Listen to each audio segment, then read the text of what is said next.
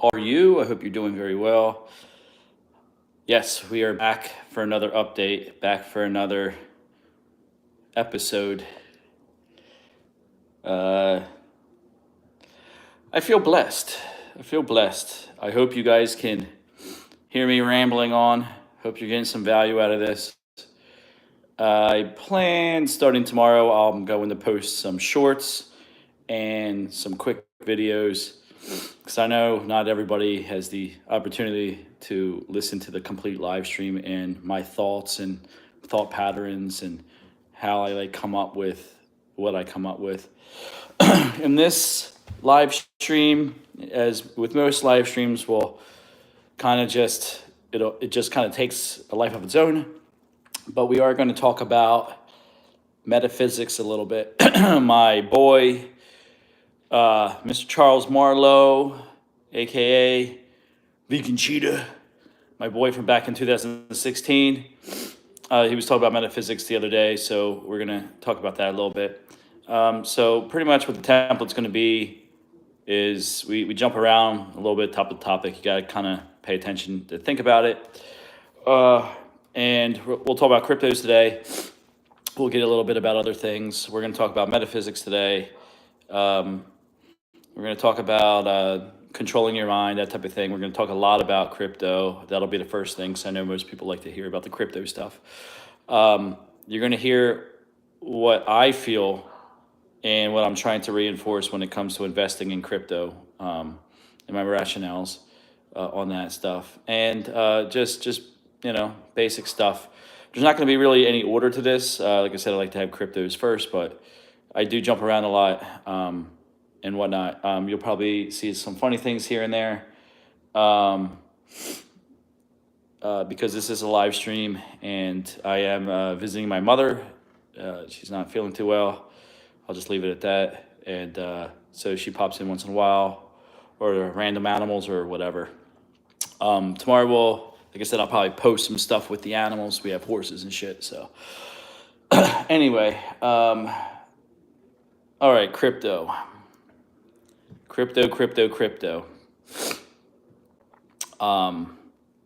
So I want to tie crypto with metaphysics. I would love to do some more research on this. However, I don't even know where to research this. I've done so much analysis, so much reading on crypto and looking at charts and prices every single day. It's almost like it's become just I just kind of know shit. So in a way, it's like metaphysical, right? I would like to know the scientific research, if there is any, on when things get to be second nature in your life and you just kind of know what to do. Like when you're driving down the street, you kind of know everything, generally speaking. You kind of just, it's second nature to you. So you might not know the answers, but you just know you need to do something. And it's like intuition. You just know you need to do it because you just know it and you really have no proof. So I kind of wonder with crypto, I mean, I got a good pulse on what's going on with the crypto space. I already know, like, when I invest in a token now, how much it's going to go up. And if I'm being too conservative, because I've looked at these tokens so much, I know, like, what's going to be a 10 or 30x, what isn't, and that type of thing. To the point where I just, now I'm not so surprised. But before I was more like, wow, it worked, Oh, I'm so happy it worked. Well, no, like now it's kind of like I just kind of know. So how did I get to that point? Well, like I said, you have to do the analysis, you have to do the hard work. And then when you see this stuff happening over and over and over, it just never changes. Like I always like Bitcoin is the same Bitcoin when it comes to like the pattern of Bitcoin. It changed a little bit in 2018 when the futures market happened, but and now, but it's still, it does the same shit. Like, it bounced off the bottom twice at 15.5, around there, and it never tested it again. So I knew that was the bottom, and I knew that was probably the last time we'll ever see $15,500 for Bitcoin in our lifetimes. I knew that. I didn't really, internalize that so much, but I just knew it, and the same thing with tops. Like when you bounce off a top 2 or 3 times with Bitcoin, it trades sideways for a while and then it crashes. Now, the only difference now is like the money's here. The money is here. So, and I know people are getting very enthusiastic and all, but I really think like Bitcoin, I think it really, I don't want to use the word think because it's not a think, it's a feel. It's I just know. Bitcoin is going to be, and it already is, like buying one stock of Microsoft at $1, and it went to $1 million. At least that's what I heard. If you bought one share of Microsoft when it was first starting, like in the 80s or 90s, and you held on to that just one share, it's worth $1 million. If you held on to it today, if not more. I've always had it in my mind from the early ages of crypto back in 2016 when I started getting serious about it. I would find videos. There's still a lot of videos that are out there where Bill Gates said, I like crypto, I like Bitcoin. You don't need a big stack of cash. You can just send, this instantaneously. You have other people that are saying, all you need is just one Bitcoin. That's all you need, and you'll be a millionaire. There's a lot of, and this is in the early days of Bitcoin and crypto. People have said this. What I recently found out was Max Keiser was a part of the Bilderberg group. He actually attended Bilderberg meetings. Why is that important? That's important because the Davos and all these assholes, they're all the same and they all make policy for the world. And that's why he came out and told Alex Jones when Bitcoin was $1 and tried to give him 10,000 Bitcoin, he knew where that technology was going because the elites were already talking about it and planning for something big for it and having a template and a timeline for it. That's why Max Keiser comes out and says this shit. I believe that these Illuminati or these elites or whatever label you want to put on them, I really believe like a part of their karma it's almost like to just clear the conscience of all their bad shit. It's kind of like barbecue down there in Haiti. He told everybody, look, if you keep on doing this shit, I'm going to fucking do this. And then he does it. And then it's like, well, I told you, so I have a clear conscience. It wasn't like I just sprung this on you. So it's the same thing with Bitcoin. It's like, I think they float these people out. Like I said, and I've learned a lot from that because I was there with the early days of Max Keiser. I was there when he was saying, buy silver, crash JP Morgan.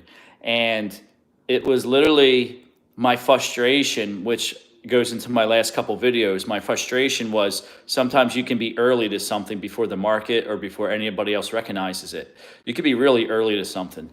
Okay, it's like if you show up at your job 3 hours early, you're going to be there before a lot of people and you're going to get bored and just sit there.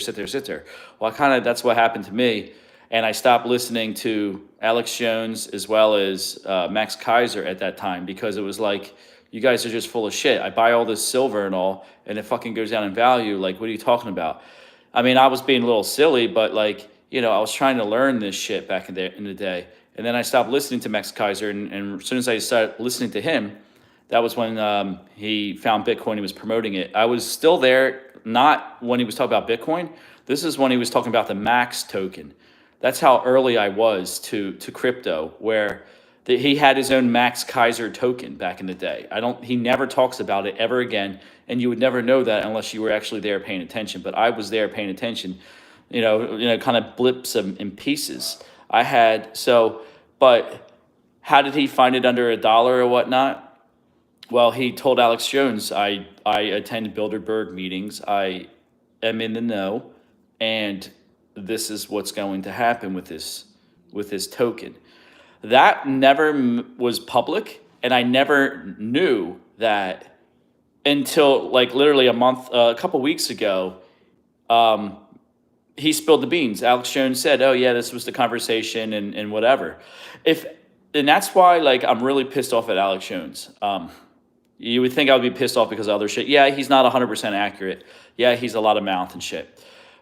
But the thing is, like, I believe he is controlled opposition. I'm going to put myself out on a limb for that. I believe he's somewhat of a controlled opposition because he could have promoted Bitcoin when it was nothing. He could have had Max Kaiser on a bunch of times in the real early days. He could have told us all, look, Max Kaiser, he attended Bilderberg meetings. They're telling him that this Bitcoin thing is going to be fucking big. He could have done it, but he didn't. And he was told this shit. And going out and expanding upon that, you have Jim Rogers, the same thing. He's the reason why I didn't get into Bitcoin at $50 fucking dollars. He said it was because I really looked up to him. You know, I would consume any type of knowledge that would be put out. You know, but no, he either was. I can't say that he would just. I mean, yeah, he could have just got it wrong, but the guy started the Quantum Fund with George Soros. You know what I'm saying? Like, he knows how to fucking make money. He's extremely in the know. And if you look at, like, he sold all of his New York real estate well before it became woke. How did he? I mean, he knew that. Like, he knows this shit. I guarantee he probably has a boatload of freaking crypto. And, you know, again, you know. And like I said, these guys, so what I'm getting at is, if you pay attention and it, like they were talking about AI a little bit, like nobody really paid attention to it. Then Chat BTC or not BTC, you know, Chat GPT or whatever. Well, anything, like I had a token called Fetcha in the last bull market. It got up to 75 cents. I bought it, or a dollar or something, you know, never really did anything. And like now it's poised to do something crazy. It's like, I really believe these narratives, like you just hear little blips of them in the news or, you know, in cyberspace or whatever. You hear these little blips in the world. And that's when you need to really pay attention to this stuff. But there are people in the know that are telling us shit. But there's so much noise, we don't know how to, you know, filter the noise to actually see it. But like I said, now everybody feels that Bitcoin, you missed out on Bitcoin. You didn't miss out on Bitcoin. The damn thing's going to be 100,000 before you know it's going to be $1 million very soon. It might take a couple cycles. It's going to get there. The whole paradigm has shifted. The world isn't going back to what it was. It's still cheap. Can you imagine? A $73,000 Bitcoin is still cheap. We flipped the all-time high. Okay, the all-time high is now our basement. There's our base layer. Okay, there is a good chance that we'll never see another $69,000 Bitcoin ever again. I think you got to be a visionary, man. Like this shit's, like I've been around this crypto shit, not directly investing in it this whole time, but I mean, I remember when it was $50. Remember when it was 25.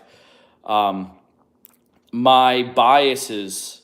This has been such a great learning and journey for me, growing spiritually, growing everything, and I'm doing it through crypto because it made me really think hard on this. Like, I had to challenge a lot of my beliefs. Cryptocurrency, if you really are trying to make money off it and you're trying to learn, the ebbs and flows and everything about it and whatever, you end up becoming like, it's a spiritual journey for yourself. Just asking yourself basic questions like, why weren't you buying Bitcoin at $1? Like, what were you doing wrong? What were you doing right? Why were your filters not to that? And and then you really discover so much about yourself. Discover like why, like if you're lazy towards something, if you're biased, if you're, if you're prejudiced against, one asset versus another asset, if you're just too like inclined or just too normal. Like I was too normal. I was too normal, and I did what everybody else did. And there's to make money in cryptocurrency and make money in Bitcoin and make money in the meme tokens, make money in the IA and the gaming tokens and all this shit, and other things that are not haven't even been like really developed yet. To make money in all this stuff, you have to have an open mind, but you also have to be rational as well. Like, but the meme tokens, I was there when Dogecoin was like 10 zeros and a few numbers. My friend and I used to joke about it. Let's just put $100 into it because we don't know where any of this shit's going to go. And now the meme token space, okay, is worth $60 billion right now. So you can make a fuck ton of money just with stupid ass meme tokens that are literally all fucking scams. Like every fucking one of them is a scam and bullshit. Doge was a tipping token. That was all it was designed to be, and to make fun of Bitcoin. It's all it was designed to be. This shit, and that's where I'm starting to learn about what's called the network effect. And that's what it's very hard for older people and people who are in the traditional world to grasp this.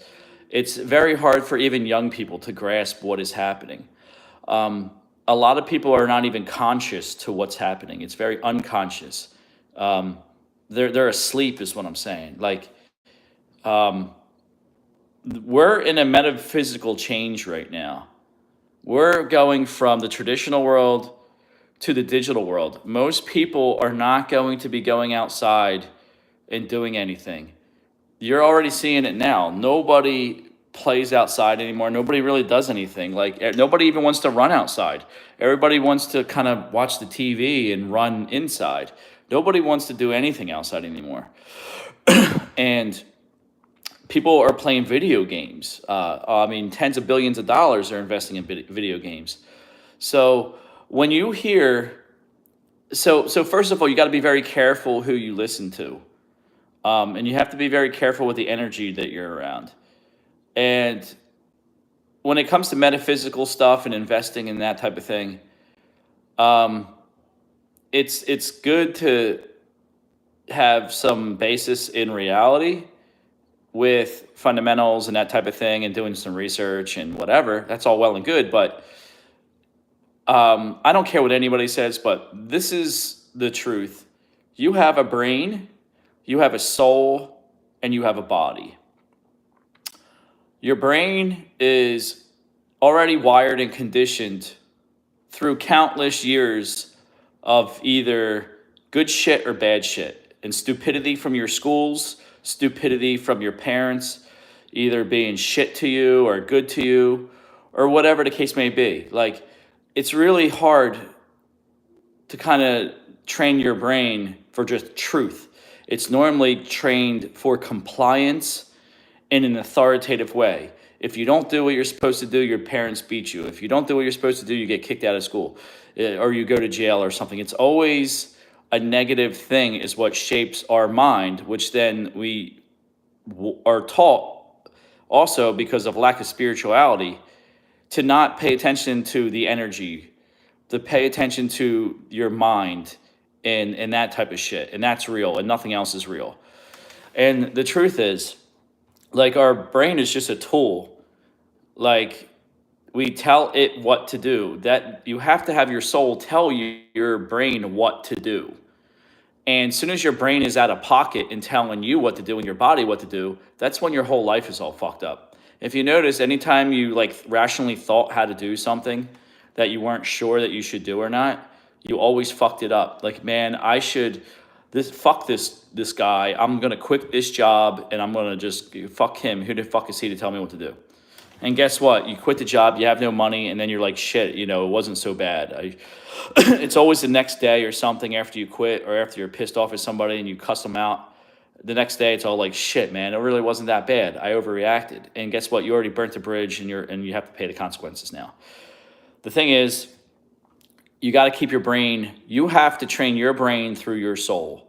Your soul is tapped into universal fucking knowledge. And it also, I believe, we have, through thousands of years of our ancestors, passing on to generation, we have a lot of good knowledge that's in our soul. And if we just listen to our soul and not always needing to grasp for, like the facts, because there's going to be shit you don't know about and you're not going to be able to ever know about it. But if you just trust in yourself that you are going and being led by, a good path, and you just know it's going to work out. Sometimes you just have to allow that to happen. There's over 100 freaking times my soul told me to buy Bitcoin. I'll share this to you. I've never shared this to anybody publicly, not even in my real life. Bitcoin was shown to me a few times in my life. In 2010, 2011. In 2012 and 13, it was really crazy. Like, it was $80 for Bitcoin. I had multiple people coming out and saying, "Look, you should check into this because you're like you got a finance degree. You might like this." And then I kind of checked into Bitcoin a little bit, but because these certain people, I'm not going to say nothing, no information, no nothing ever. Who they are, their identities, but the one dude, he was buying. He was buying, I guess, Amazon gift cards that were stolen or something on the dark net. Because that was just, he'd like to do that. I mean, it was funny as fuck. And I'm like, dude, you shouldn't do any of that shit. That's fucking wrong. He's like, yeah, I know. But I just wanted to play around with stuff. And you have to buy this thing called Bitcoin. And you put the Bitcoin out there and you get this, Amazon gift cards for 50% off and shit. And I'm like, all right, whatever, So it doesn't concern me, but that was the first thing about Bitcoin. It was like you had people that were doing stupid shit on the internet with Bitcoin. So that's why I never took it seriously. But still, like, it was a payment rail. It was a payment rail in cyberspace. And then I literally told myself, because I'm computer illiterate, I just know basic computer stuff. I can be trained in stuff. I mean, I know how to type, I don't know, like 40, 50 words a minute, 60 words a minute. I know how to do that stuff, Microsoft Office and that type of thing. But other than that, basic computer shit, I'm fucking illiterate as hell. So I use that to learn helpless and say, well, I'm not an internet nerd.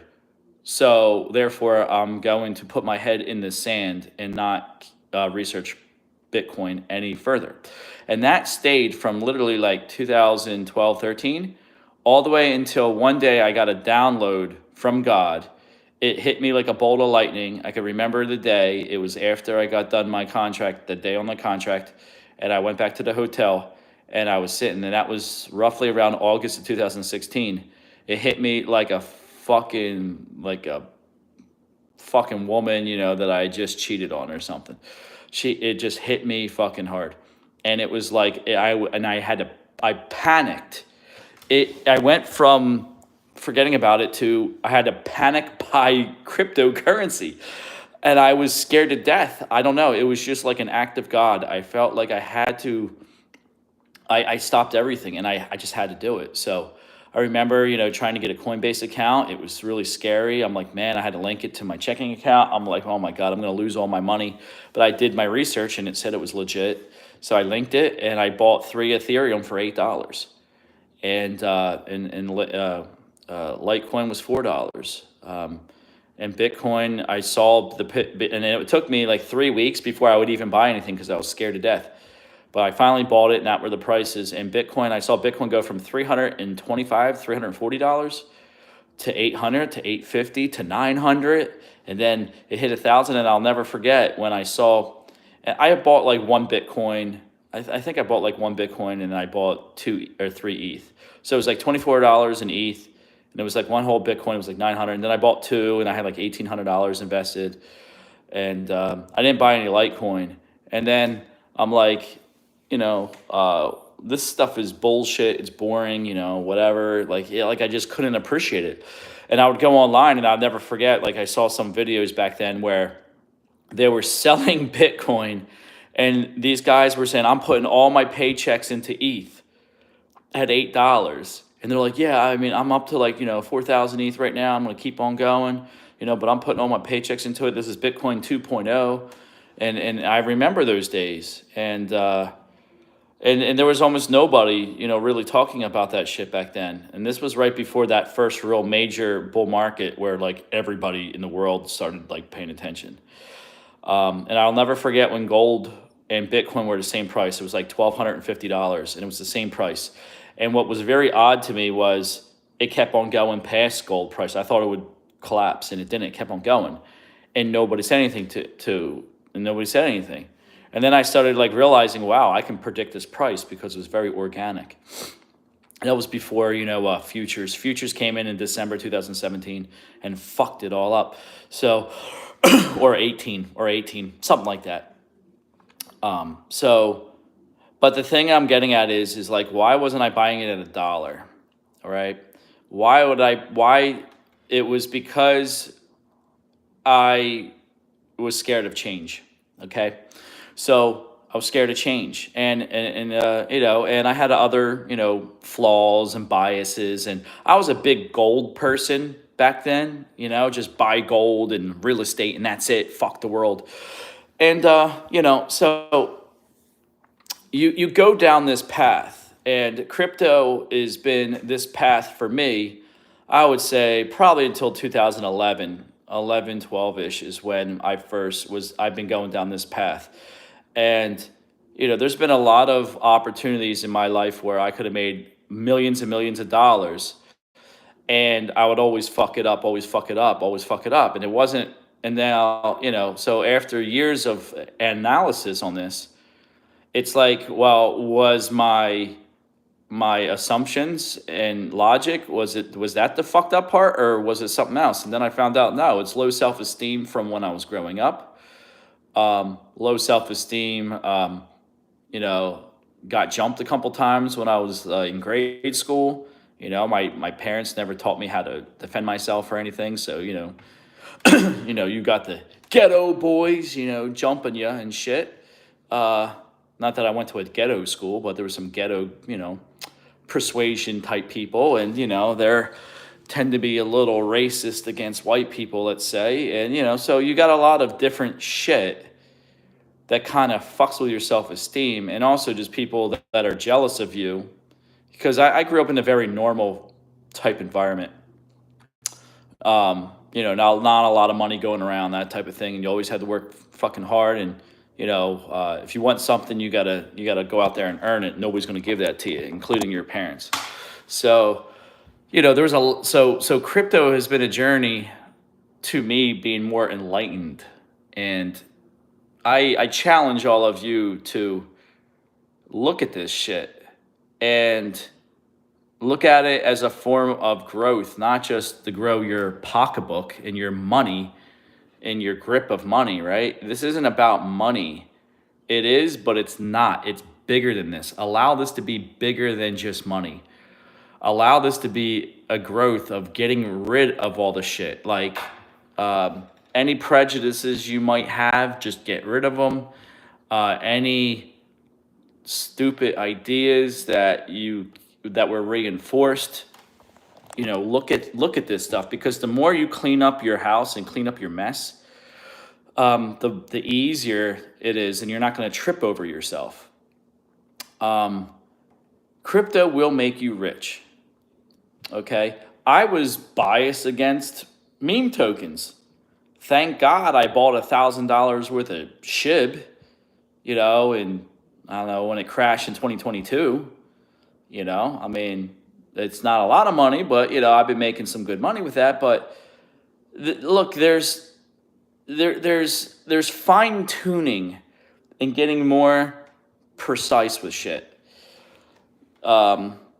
This is going to be the mother of all bull markets. That damn thing and other meme tokens have already sky high, could have made you money. But I was biased against them, and I could have been there early. And before it was $60 billion. And so could you, and maybe some of you had. Okay, and look, the crypto stuff, like I said, it will challenge you to look inside and realign your stuff. If you learn something and it's stupid, like I used to always want to be big. I used to lift big weights, heavy fucking weights. Even me being in past 40 years old, in my 40s now, I used to be able to lift heavier weights, like even recently, heavier weights than anybody that's young in the gym. I would probably put myself in the top 10% of the heavy lifters in my gym when I was up in Illinois. A lot of the kids, they couldn't lift, and I was natural. I didn't take any drugs, just pre-workout and just eat a lot. But I was like that, off and on. I would go to the gym, but I would always want to be big. So I was always like 35 pounds over what I should be. And it was always because I felt if I was bigger, I'm stronger, I can beat people up if they attack me and shit, and I was tough. It makes you tougher and all that shit. And then I started training and going, defensive tactics and that type of shit. And I'm big and, and I felt like a sense of comfort from that. The truth is I was just compensating for that little kid that got, in a couple fights from bullies when I was, early in grade school. Or different, situations, somebody older than you punch you in the face or something when you're a kid, that kid shit, the security. So here I am as an adult, and so like I said, MMA and crypto, me always trying to better myself. MMA really made me realize like you can be a small motherfucker and beat somebody that's 100 pounds your weight. Like weight is not really so much of a factor; it's skill. So when I kind of realized that, and I realized I can be extremely strong without lifting weights, just by doing calisthenics and running, because I'm like, who's the biggest, most baddest man I can ever imagine? And it was Mike Tyson. And it was like, well, does Mike Tyson go and lift weights? He doesn't. He runs his ass off. He tries to chase pigeons. The guy jump ropes, he does 1,000 sit-ups. He's doing calisthenics out the ass. And he has like a chip on his shoulder. And it's like, so, like I said, when you're a child and you're getting jumped, you're getting screamed at by your parents, you see other kids having shit that you don't have because your parents don't have the money for that. Whatever, same normal fucking bullshit. It fucks with you. And if you're not aware of it, you can't change that. There is no reason for me to be big. There is no reason. So I lost 30 fucking pounds. I lost a bunch of pounds. There's no reason for me to be big. I'm fucking strong as fuck without weights. I'm fast as hell. I'm probably not running a 12, 11 mile and a half now, but, I'm probably still under 13. I mean, because I haven't ran in a while because I've been all over the world. So, but I don't need to be big. So therefore my health is better because I don't need to be big to defend myself. And the same thing with cryptocurrency and the same thing with the education is you have to allow yourself to become a millionaire, multimillionaire, make $100,000. You have to allow yourself. You have to allow yourself to do this. You have to allow yourself to make money. It's okay. So I gotta let the cat out. Get. So you have to allow yourself to grow as a person and to accept certain things. And really, the end result and the end goal of all this is simple. You do your research. You're aware of everything and all the different ways to invest in crypto. You start doing a little bit of research. You find out, where they're probably going to be, the best at whatever it does, or where the money's going to be, flowing in cascading effect. And then you just buy a bunch of it and you just let it go. You buy a bunch of this shit before the market gets there and you just let it ride. That's what you do. It's really that simple. Dogecoin went through the roof.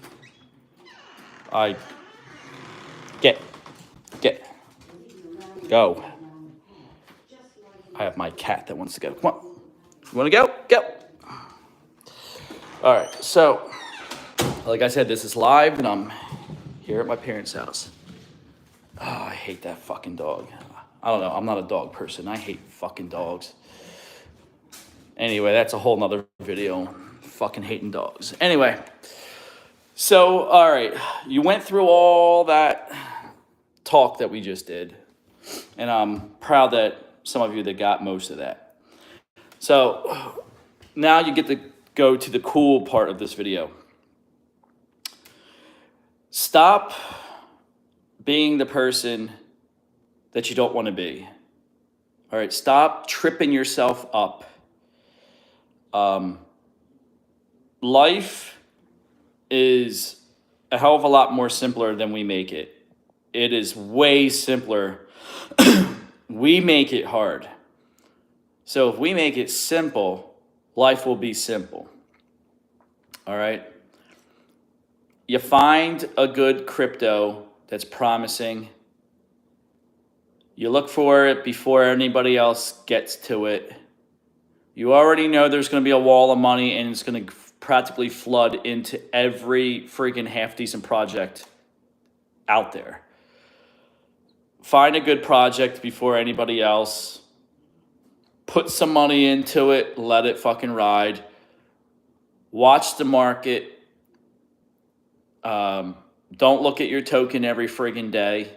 Don't have any matrices where you're seeing your swings. Oh, it just went down 20% today. That's gonna happen. All right. And before you know it, when all the money comes here, it'll flow into your token. Your token will go up 100x, and you'll be like, "Wow, I turned $100 or $500 into $500,000." I've seen it. I have friends that did it. I almost did it. I rode $2,000 to 2 Bitcoin. If I would have just held for tax reasons or just held my bag instead of jumping for the quick money, I would have had over $1.5 million off a $3,000 investment. The fucking tokens are out there. You've already seen meme tokens that already went 100x. You already seen stuff like Polygon Matic. I called it at a penny. It's already like $1.50. So even if you would have held on to it, if I would have held on, I had for $1,200, I had like 80,000 Matic. I didn't eat, and now it's over what, $1.50 or some bullshit. Like, even, I'm telling you, like, they're fucking out there. They're a penny. And look, Bitcoin was a few pennies at one point, and now it's 67 or I don't know what, 69, I don't know, whatever, $72,000. All right. There are tokens out there that are going to melt your face off that nobody knows about and nobody's paying attention to, and they have very low market caps, and they're only a few pennies, and they're going to go way up.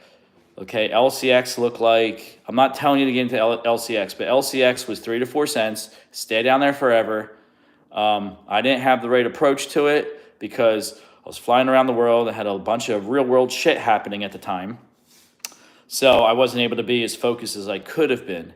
However, I told some friends about it. They got over 100,000 of those fucking things, and it went from like 3 to 4 cents to 35 cents in a blink of an eye.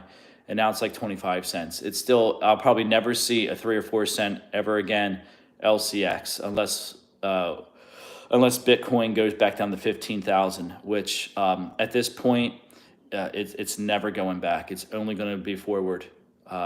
I'm sorry, you'll never see in your lifetime a $16,000 or $20,000 Bitcoin ever in your lifetime, unless some crazy black swan event happens. And if that happens, probably there's going to be other shit happening. Some of this stuff, you just have to realize that you'll never see this ever again in your whole entire life, and you missed the boat. However, there's still new opportunities every day. And this is what keeps me like positive and motivated is, like I said, if you don't chase the money, you try to chase the logic. You try to chase the wisdom. The wisdom is what's going to make you recognize the future opportunities and to be able to exploit the future opportunities. So, given that I've already had friends that made a couple $1,000,000 off investing $3,000 in something under a penny, and it went to $2 and a half, $3. After seeing that multiple times, and me having my one friend, guiding my one friend, and my one friend being over $1.5 million just through my guidance, and then seeing the stuff that I've done, with $15,000-$20,000, and seeing what I did with that in the last bull market. All you need to do is, in analyzing the shit out of this, is like I said, use the combined wisdom of people who have already have been there, done that. Also, the combined wisdom of yourself, just yourself with other people that have recognized different things in how to invest in this market, and and learn from their mistakes, and then get out of the way. Just do your analysis, find a good token, kind of probability. You want a high probability. It really just gets boiled down to, if I invest this $1,000 in this in 12 months from now, will I be at $500? Will I be at $0? Or will the opportunity for it to be at least $2,000 be more likely? Life is nothing but a probability. Life is nothing but risk. Everything that we do is risk related. It doesn't matter. Walking down the street, you can get shot by a fucking Haitian and be barbecued and fucking eaten. I mean, it can happen. A meteor can hit us in the head. A tree can hit us in the head. And a fucking deer can run out in front of the car, then we go and smash it and whatever. Look, the world is dangerous, okay? The financial world is dangerous. Our bodies, we have no control over our bodies, and our body can just say, you know what, fuck you, I'm just going to blow a blood vessel and you're going to fucking die right now. Like, probability. Okay, now there's stupid shit like jumping off a fucking cliff and knowing, but it's a probability is what you need to be focused on. And the probability right now, based on the number one backbone, which we talk about on this channel constantly, is the backbone of this market and any market is the market cycle. Okay, is the money flowing or the money not flowing? Okay, the money's flowing. It's not friggin' Niagara Falls yet. It's more like a beaver dam, and you just pop the one side out and the water's coming around it. One day it's going to be like Niagara Falls. It's going to be insane. You know this. There's a high probability of this being true. Eventually that the Fed can't keep on tightening. They're going to have to allow a certain amount of inflation to exist. They fucked up. They just print their shit out of thin air. You're fighting against the United States dollar, and what makes the market cycle is the flows in and the flows out of big amount of capital. All right. You got the meme tokens. You got mills out there. You got, just people making these scam tokens. You got big people, venture capitalists that are making these things and investing it and promoting it to get the network effect so they can rug pull on you. Some of them there's going to probably be one or two that are going to stick around, man. And, they're going to be adopted for some shit. You got to be paying attention. You don't have to invest in every fucking bullshit that's out there, but just do some basic due diligence. Use your brain as a tool to do the analyzing, do your due diligence, recognize patterns. Your brain is extremely well at recognizing patterns because we need to recognize patterns. If we were like cavemen, we need to recognize when there's a change to baseline. That's what we call in project management. Changes to baseline, we need to be investigated. These people who are not into crypto right now, it's because they're not paying attention to the baseline. They believe that the baseline is 2022. They're 2 years behind where they need to be right now in the market. They believe the baseline is all that trauma and bullshit of them losing money, Celsius, FTX, all the bullshit, paying the taxes. They're fucking traumatized. They think it's still 2022, and they're not paying attention because they haven't recognized the change of the baseline. These people that are saying Bitcoin is going to have a normal cycle, it's going to go way up and then it's going to crash hard, they're wrong. They're wrong because they're not paying attention to the changes in the baseline. The baseline is Wall Street money is here. Okay, Wall Street money's here. You got countries adopting this shit. We're going into this direction as a whole, like, civilization of human beings. This isn't really fucking hard. This isn't really hard for me, I should say. It's hard for everybody else to understand and grasp, but it's not hard for me to understand and grasp because I've been working on myself and working on this and working on stop putting roadblocks in front of me as I'm trying to move forward. Like I said, we make shit harder than what it has to be. It doesn't have to be. Not everything is going to be a fucking train wreck. Not everything is going to be the worst case scenario. Like, there's been situations I've been in that I was like, how the fuck am I going to come out of this alive? Or, I mean, seriously, like, I'm in this situation, I'm going to fucking die, but maybe there's a small chance I won't die. So I paid attention to that small chance I wouldn't die, and guess what? My assumptions were completely wrong. I made it out to be worse than what it is. And that's why you have to get emotion out of shit.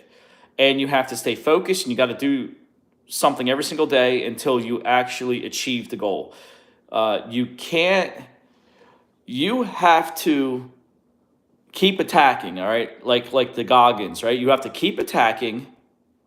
You have to let your enemy, which will be whatever your outcome that you're trying to achieve, you have to let your enemy know that you are relentless and you are never going to change your position. You're going to keep on moving forward, and you're going to fucking just be nuts at it. You're going to achieve victory at all costs. That's what you got to be. That's what you got to do. So that's what Michael Saylor's doing. And guess what? It's paying off for him. And it paid off for him for his whole entire life. Everybody is treating that man like fucking shit. Saying you're going to go under, you got kicked off your own company, all the fucking shit. And he was like, I am ready to ride this until it's fucking zero, and I'm still going to hold on to it, and I don't care. That's how you need to intimidate whatever you're trying to achieve in life. You have to intimidate it. You have to literally kamikaze into that fucking thing. If you want a job, you need to be relentless to get that job. If you want to get rich in crypto, you have to be relentless in crypto. And you cannot listen to people who are telling you not to do it. Look, that was part of my journey in life here, is learning, like, people don't want you to succeed.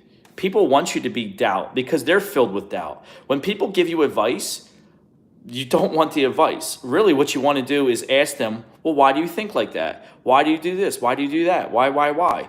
And after you get down to like 5 or 6 whys, you find out that they're full of fucking shit. Okay, why should I buy that property? What's going on with that? Well, why do you feel like that? Why do you think this? And if it's not based in any like real logic, and it's just their assumptions, it's because they're afraid to do what you did. I was reaching out to the world about Bitcoin when it was nothing, and guess what happened? Everybody didn't understand it, and everybody was scared to even fuck with it. So, and then when I started fucking with it, they're telling me, I'm going to lose all my money, and when it would go down in value, people would be happy that I lost my money because it proves them right. Look, people, I call them civilians. Civilians don't fucking know anything. And then when you do, but you don't know, sometimes you get good advice. So you need to shit test that advice. You need to ask people, well, why do you think like that? How did you come up with that? You ask them 6 or 7 or 8 whys, and if it still is based on sound logic, then you need to investigate it. That's how you attack people's information when they give it to you.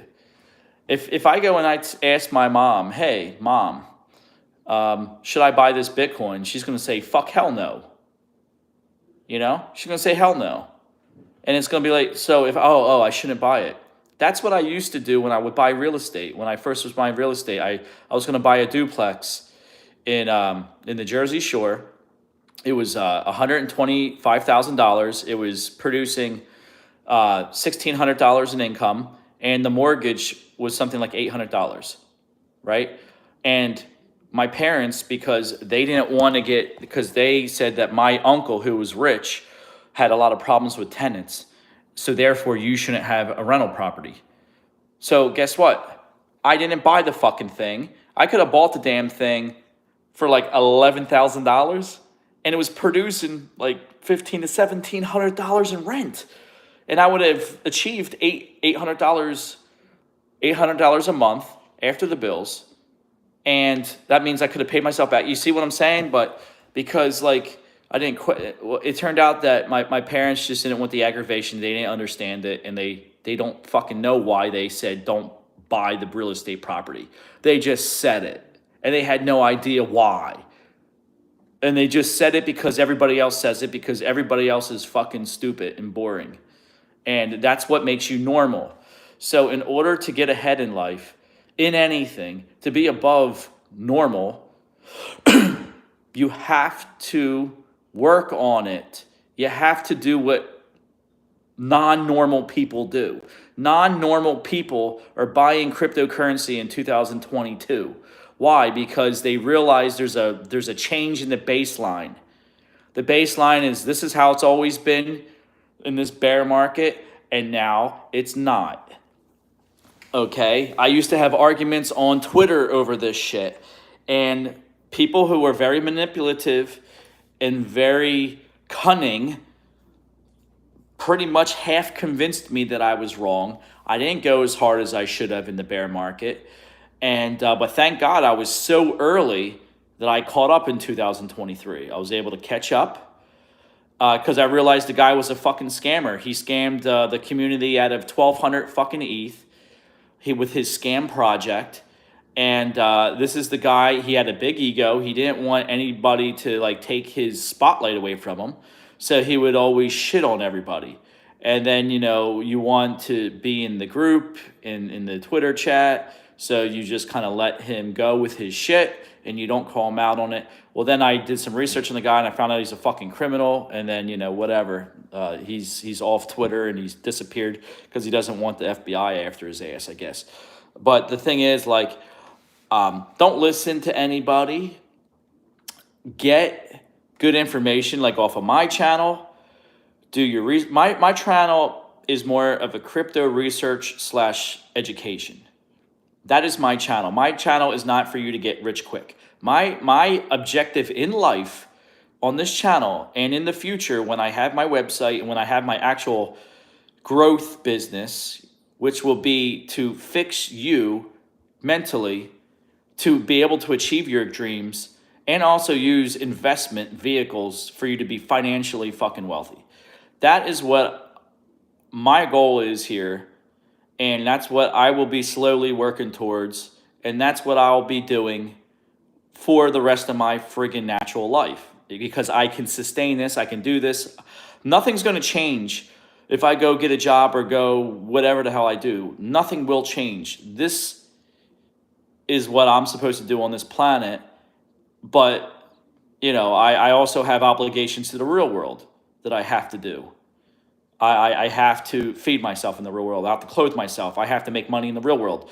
Nobody's going to pay attention to me if I don't make it, in a show. You know what I'm saying? So I have to work on certain things first, but I can do this as a side business hobby, if you want to say it. But the shit that I'm learning and the shit that I'm developing in myself is worth a lot of freaking money. So, like I said, in cryptocurrency, honestly, like I said, Bitcoin, the ship is already sailed. It's going to $1 million. You got to be patient. You know, and I know this crypto stuff and changing the bad things about your personality and to stop tripping yourself up and just go for it. It takes time, man. It's like, and I know this information that you're getting from this channel is kind of like drinking water through a water hose, not a garden hose, but a friggin' fire hose, okay? Drinking water through a fire hose is what we call this when you're bombarded with all this good information and facts. It is hard to absorb. I get it. It's going to take you time. But if you work on yourself, you stop tripping yourself, and you just go along with your facts, and if something has a high probability of you making money at it, and you just need to hold it for some period of time, just do it and be done with it and be content with that and keep that going until it makes you the money. That's one form of making money. Obviously, I'm not, there's times and places for shit. Obviously, you know, I'm just saying when it comes to certain investment vehicles like Bitcoin or like these other cryptocurrencies, there's a time and a place to buy and hold and have a hodl bag. There's a time and place that you need to be trading in and out of these tokens. There's, on any given day right now, within 2 weeks, I'll put myself out, I'll be extremely conservative. Within 2 weeks of any crypto that's not a straight up fucking scam, you can put $100 into it and you'll probably make 20% and you'll pull 20 bucks out. Okay, you put $1,000 into any one of those half decent tokens that are like in the top 200. You put $1,000 into it. Any one of them within the next couple of weeks, it'll probably go up 10, 20, 30%. You'll make between $100 and $300. If you just put your $100,000 in, or let's say $1,000 into Bitcoin, you hold it for 2 weeks, Bitcoin will probably be worth 10% more now in 2 weeks than it is right now. I mean, some of this stuff, like you can even be conservative with this stuff. You can even have fun with this stuff. Also, you have other vehicles out there. You have the futures market for Bitcoin. You could get good at this stuff. Understand what TA is. TA is only, for me, used in a short period of time. If I'm going to do a short trade, like if I want to know where we are right now, I'm going to switch back from fundamental analysis and technical analysis.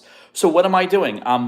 My soul is telling my brain, which is a tool, to analyze this shit, set out a result on where I need to put the money, and then I shit test that outcome with my soul. Can I believe in this? Does this feel right? And I don't like to use the word feel. I'm just saying use your soul.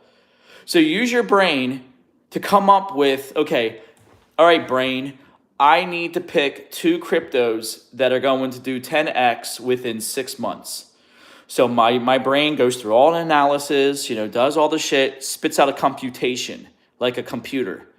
Then my soul, who is really me, I am my soul. My brain is a tool and my body facilitates my brain and shit. But the person in charge of my meat suit and my brain is my soul, which is me. That is me.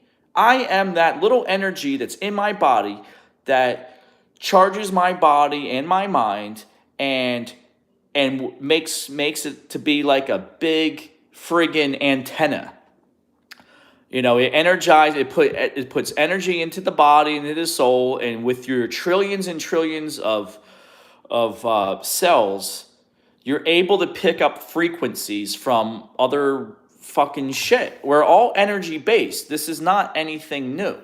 What's new is tying this stuff, metaphysics, all this shit into investing and into making your life better. And really, the more you do this stuff, your outcome is really, it can be boiled down to it's your every second of your actions over a long period of time equals your outcome. So if you don't like where your outcome is, it's a combined effort of all your actions that you did. And all and what makes your actions is how you think. Your think and how you. It's all metaphysical. How you think is a non-physical thing. Like you can't just think of a car to come into your house out front and it's yours. You can't think of that. You need your brain and your physical body to physically do shit. If you think about it, for you to lose weight, it starts with the metaphysics, the non-physical, in a sense. I know energy and whatnot, but it starts with your soul not liking, can't tolerate the baseline anymore, can't tolerate, like, everybody's always thinking about the big shit. Oh, I want to get rich and all that. But they don't manage the downside. They don't manage when they're fucking sick and they still have to do research or they still have to study. They don't. Life is all about managing the downside, okay? You got to manage when you have negative thoughts and negative behavior. You have to manage that. And if you can manage that at a higher level than what it would normally be, that is success. And that's there's a lot of shit that you have to do, but you have to do the action is like reading, okay? Absorbing material. When you look at words in a book,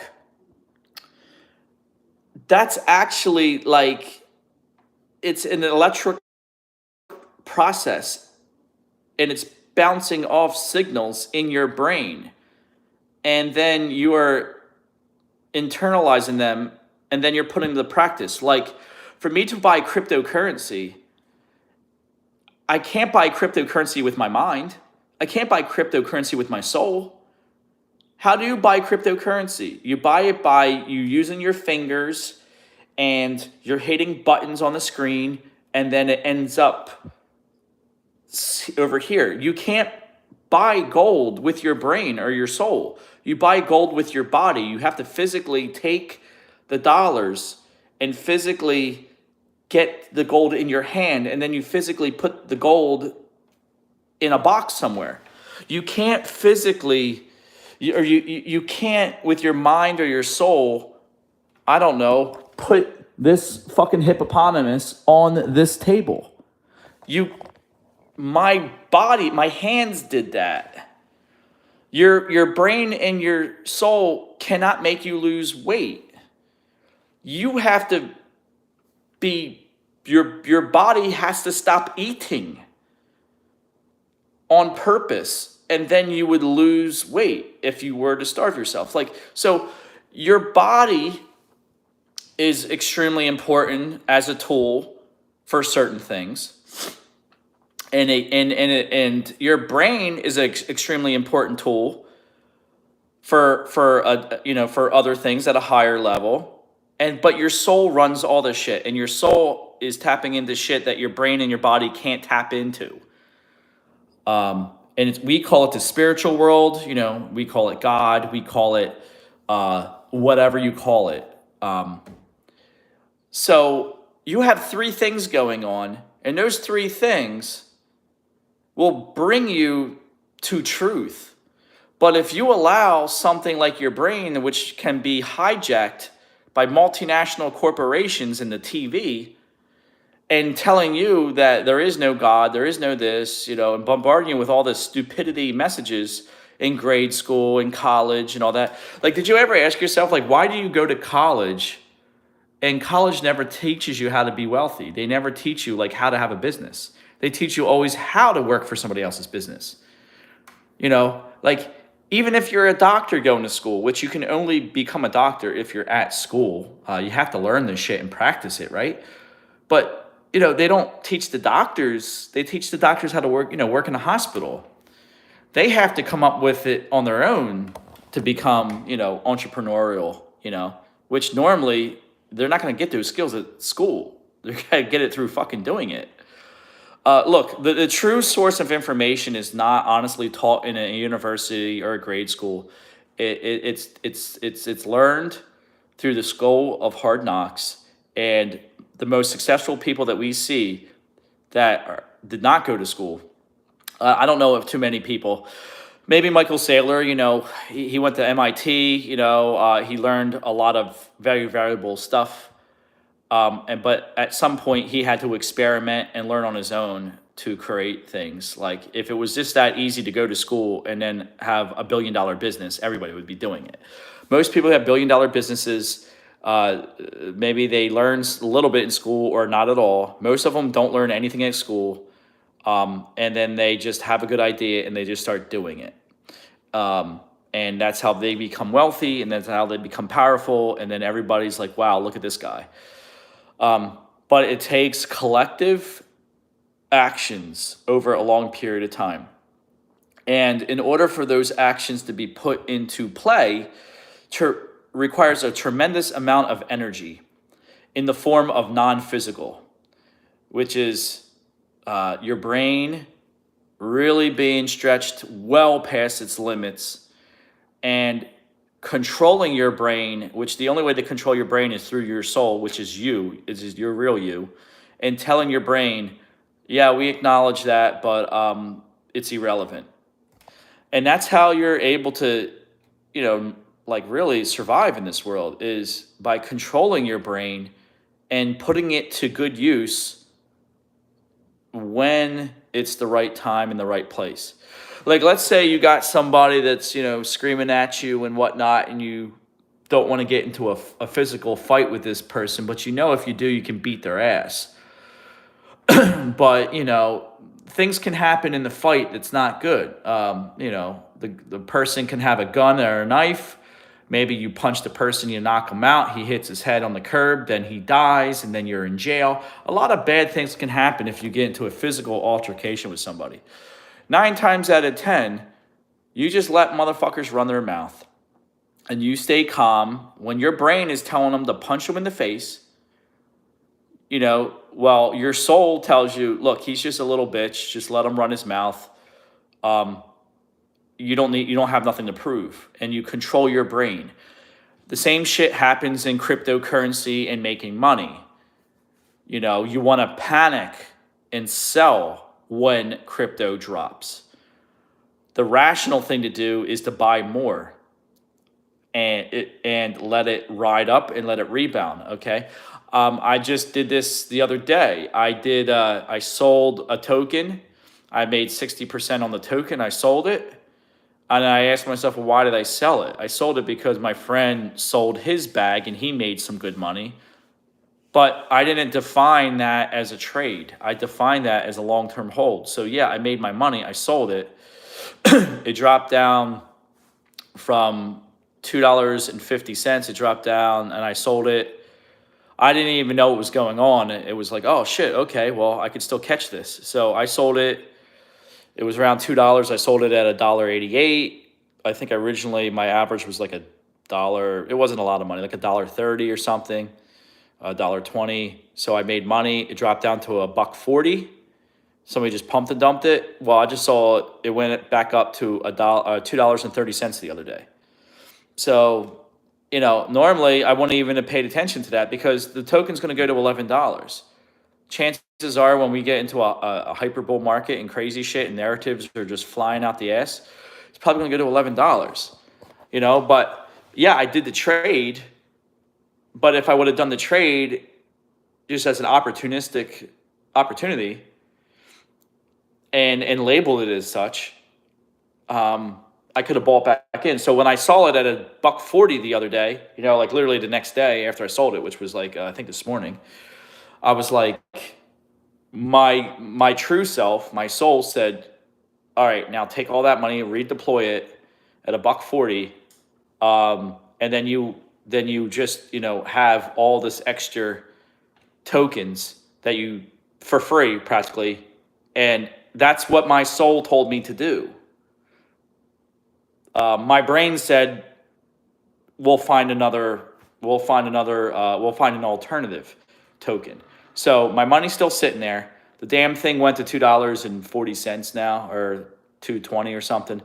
So, I mean, you see what I'm saying? Like, how did I know that was going to happen?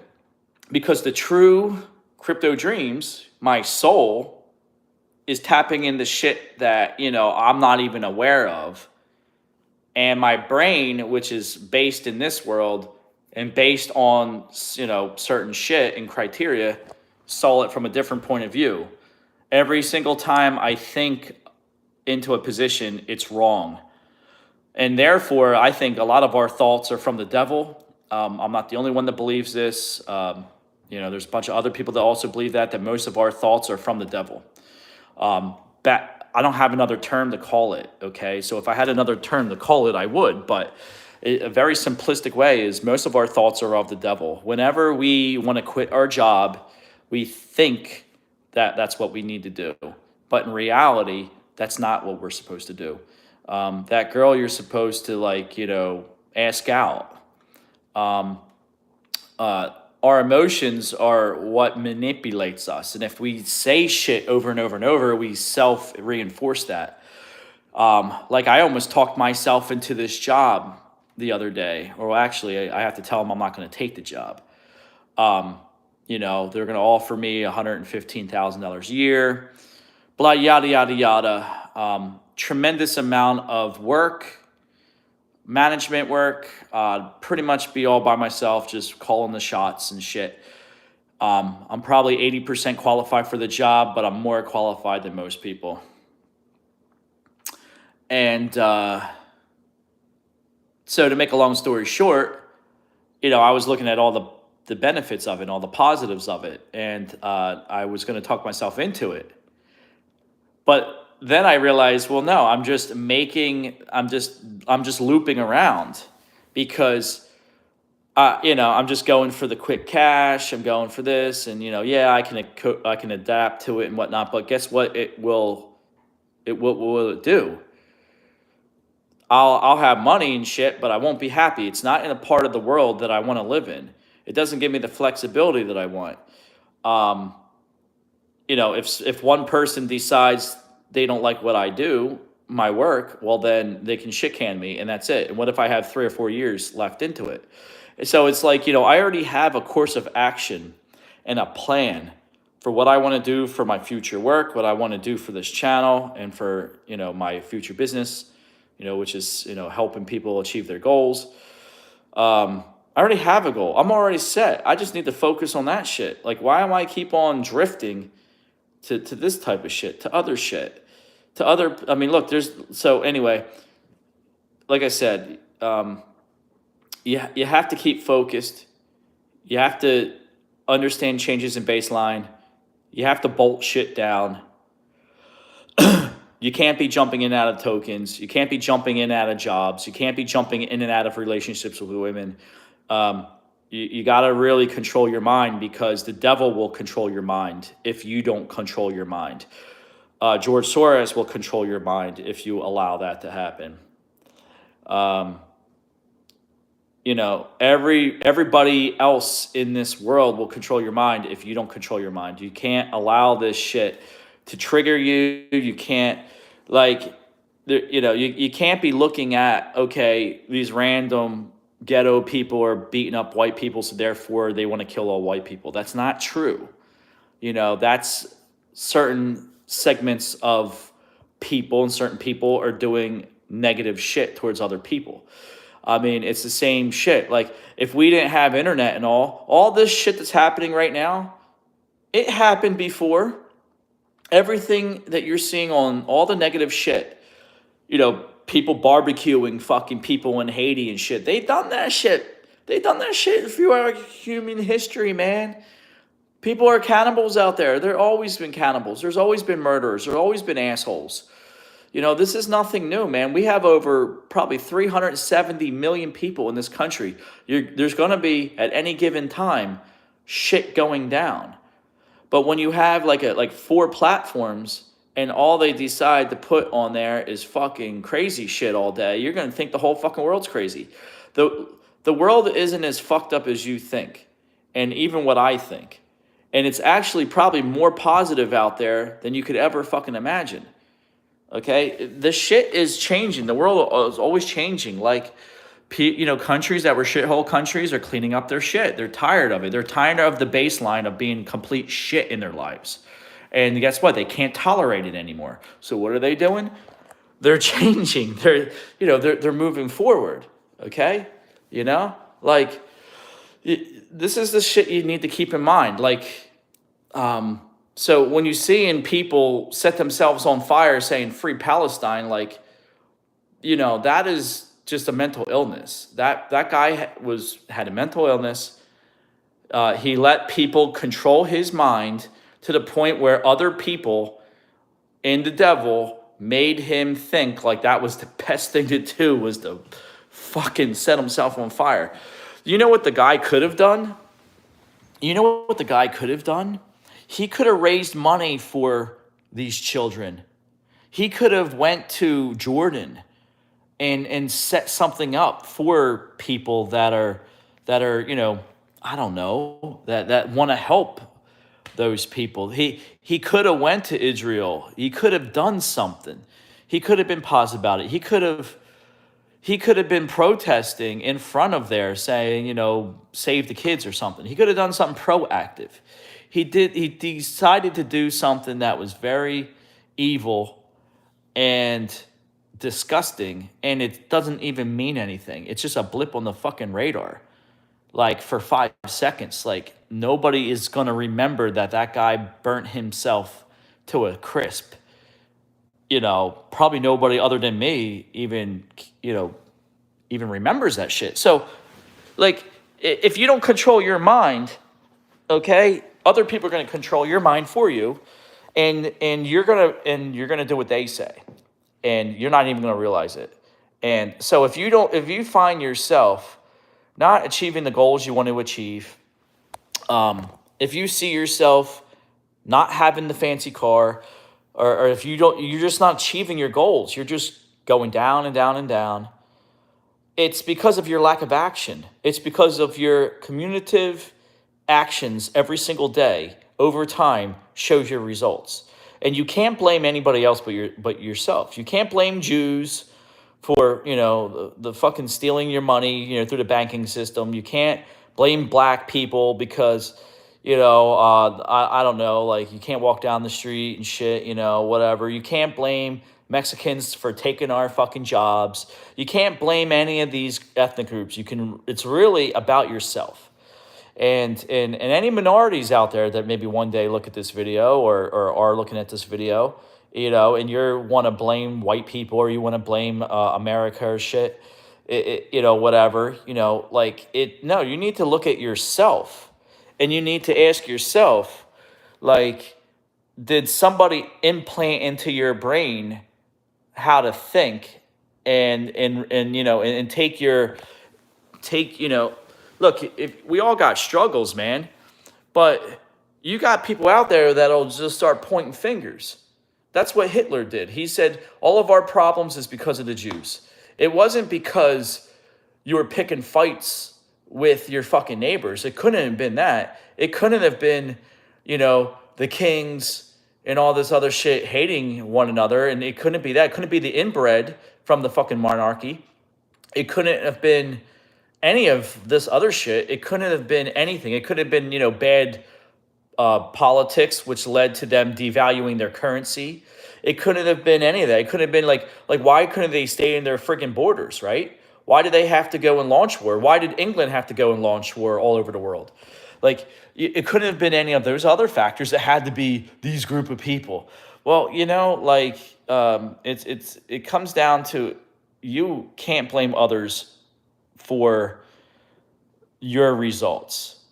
Okay, you have to, and I'm not telling you to beat yourself up either. You don't beat yourself up. You actually show compassion to yourself and say, look, I did the best I could. I'm trying to survive in the world.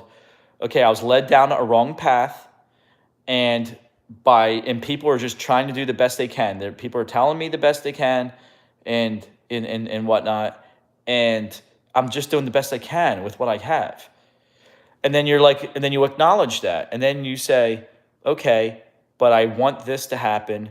So therefore I need I have to be in action, and I have to just make it simple, and I have to use true facts. And then I just need to stay focused, and I have to control my thoughts.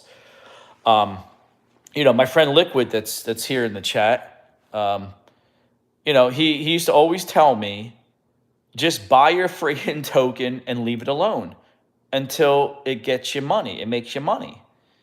I used to, no, like I used to get my dopamine hits from here. I used to, oh my God, I went down and sell it, and then it would go up and I would buy it when it was higher. Like he would always buy something he would always buy it cheap, a cheap token. He would tell me to buy it, and he would give his rationale why he would buy it and whatever. And then then I would be lazy, and then it would all be a month later, and it would already went up 3 or 4x, and that's when I would buy it. And then he would always put a little bit of money into something, and it would turn into big money. I would put big money into something, and it would turn into a little bit of money, a little bit of profit. And it was just like, what the fuck am I doing wrong? Well, like I said, you work on these little things, and then you realize it. And now I don't do that stupid shit. The thing is, like, when people are doing something that works, just observe. And if it works, adopt it. But you have to take the steps. You have to show courage, and you have to do the work, and you have to do the work every single day. And like, if you don't want to study, just read a couple pages a day at least. I don't want to study today. I don't want to go to the gym today. All right, you don't want to go to the gym? All right, that's fine. We'll just walk to the freaking mailbox and back. And then you go walk for a mailbox. You're like, no, I want to walk a little further. And then before you know it, you're running, okay? You have to control your brain. You have to trick your brain. And even if you lie and brainwash your brain for something positive, that's good. I mean, tell yourself you're the most beautiful person in the whole entire world. Tell yourself that, every man in the world wants me if you're a female. Or, if you're a male like me, every woman, wants me or something. I mean, whatever you need to do to give yourself confidence to move in the right direction. If you got a lie, put a lie in yourself. Because look, most of what we believe are lies, okay? Most things are not proven. Most things are like we see on TikTok or we see on the TV, and it's just it's all bullshit. Or Donald Trump is he's going to overthrow our democracy. Well, first of all, we don't have a democracy; we have a republic. Second, he's not the Antichrist, and third, it was good because he was the most transparent government we ever had in probably human history.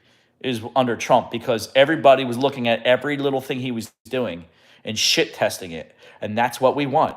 We want the power, the branches of government to be divided and to shit test each other and hold each other accountable. That's what we want. Okay?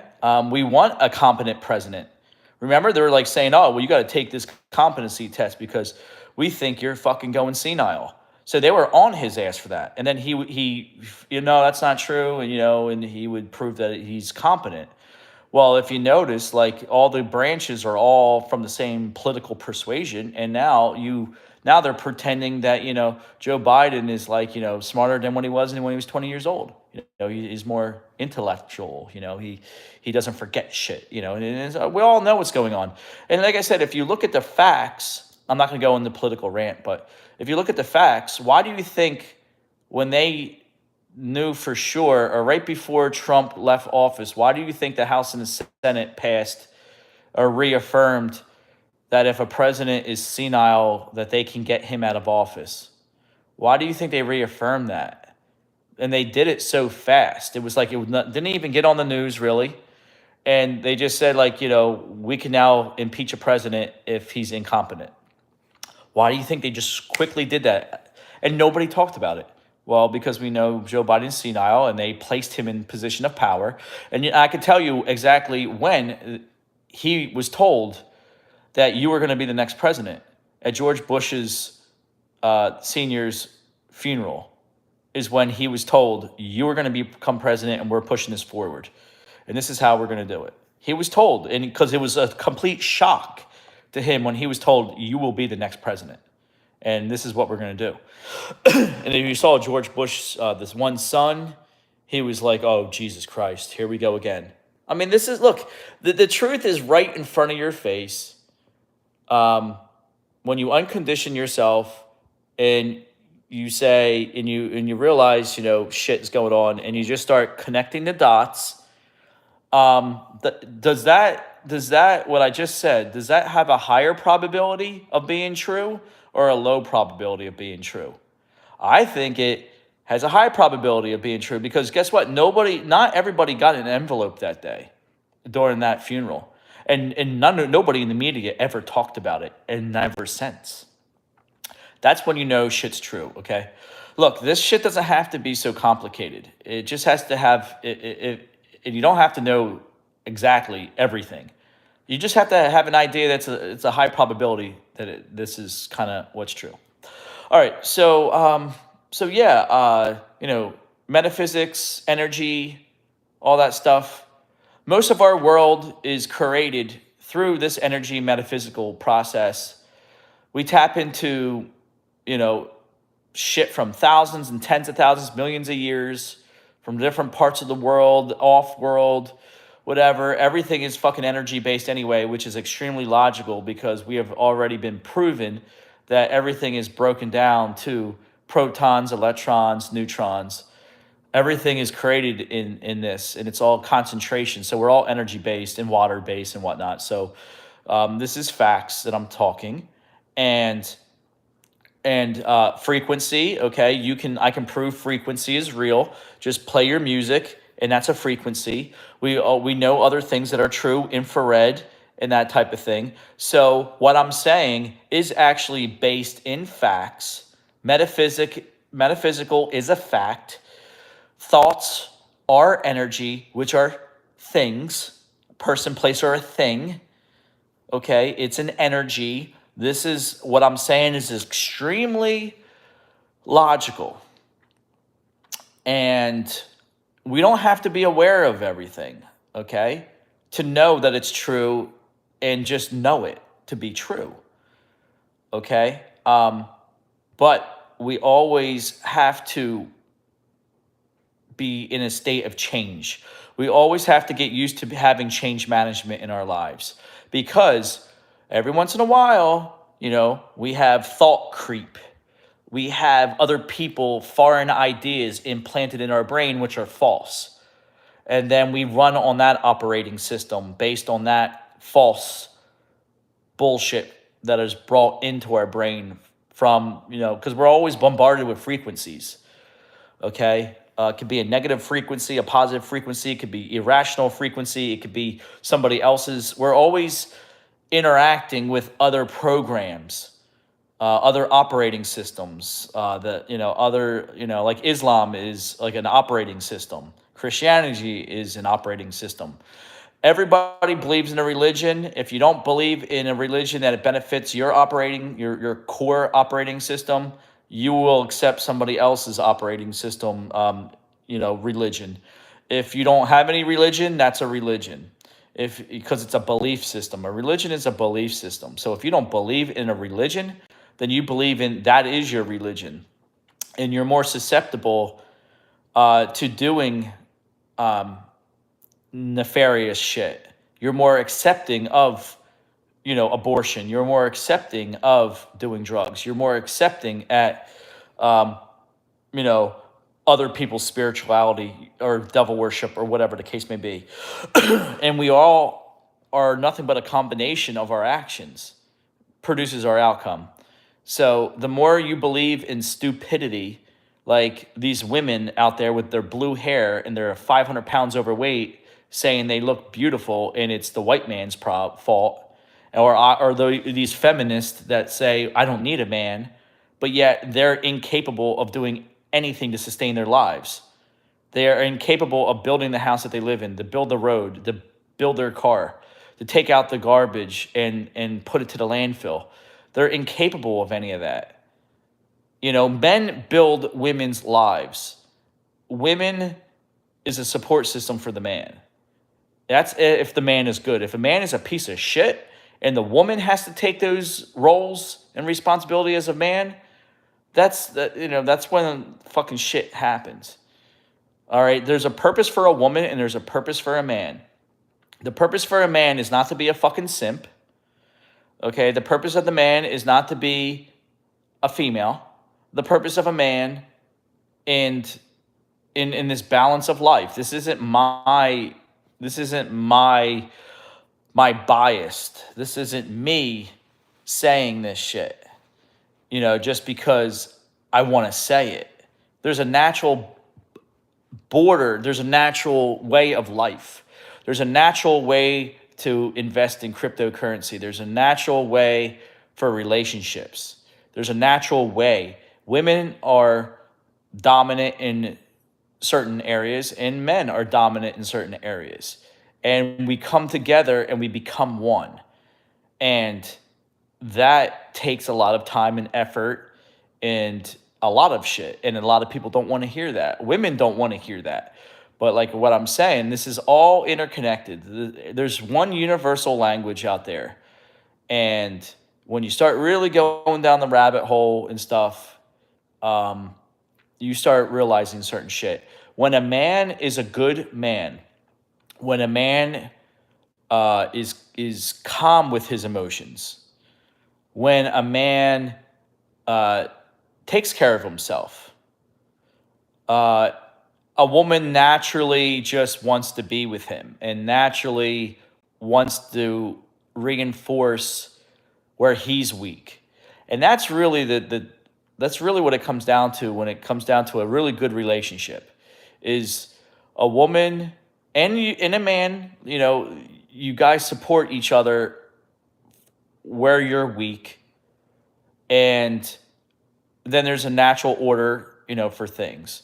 Like women can't really self-defend, themselves. They can't really like physically fight people. They can, but they're not going to beat up a man, right? Like if they're attacked or if they're threatened, they naturally want a strong man that they can be with that can protect them from other men because other men are predators. You see what's going on in the world.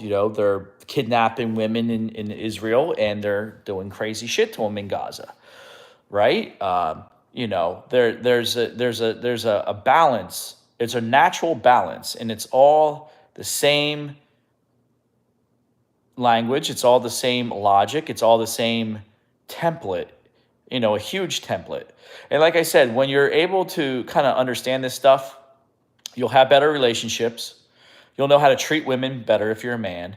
You'll know how to trade better and make money and keep what you have and build upon that because, wealth is really just an accumulation of having valuable things and understand how the game's played and whatnot. So, women will respect a man the more a man is a man, and the way a woman shows respect towards a man is allowing the man to be a man, kind of looking for him for guidance, looking for him for protection, and being, happy when the man does nice things for the woman and shit like that. Like it's really a very interesting, it's a complex, hugely complex, something I've been working on for decades now in these ideas.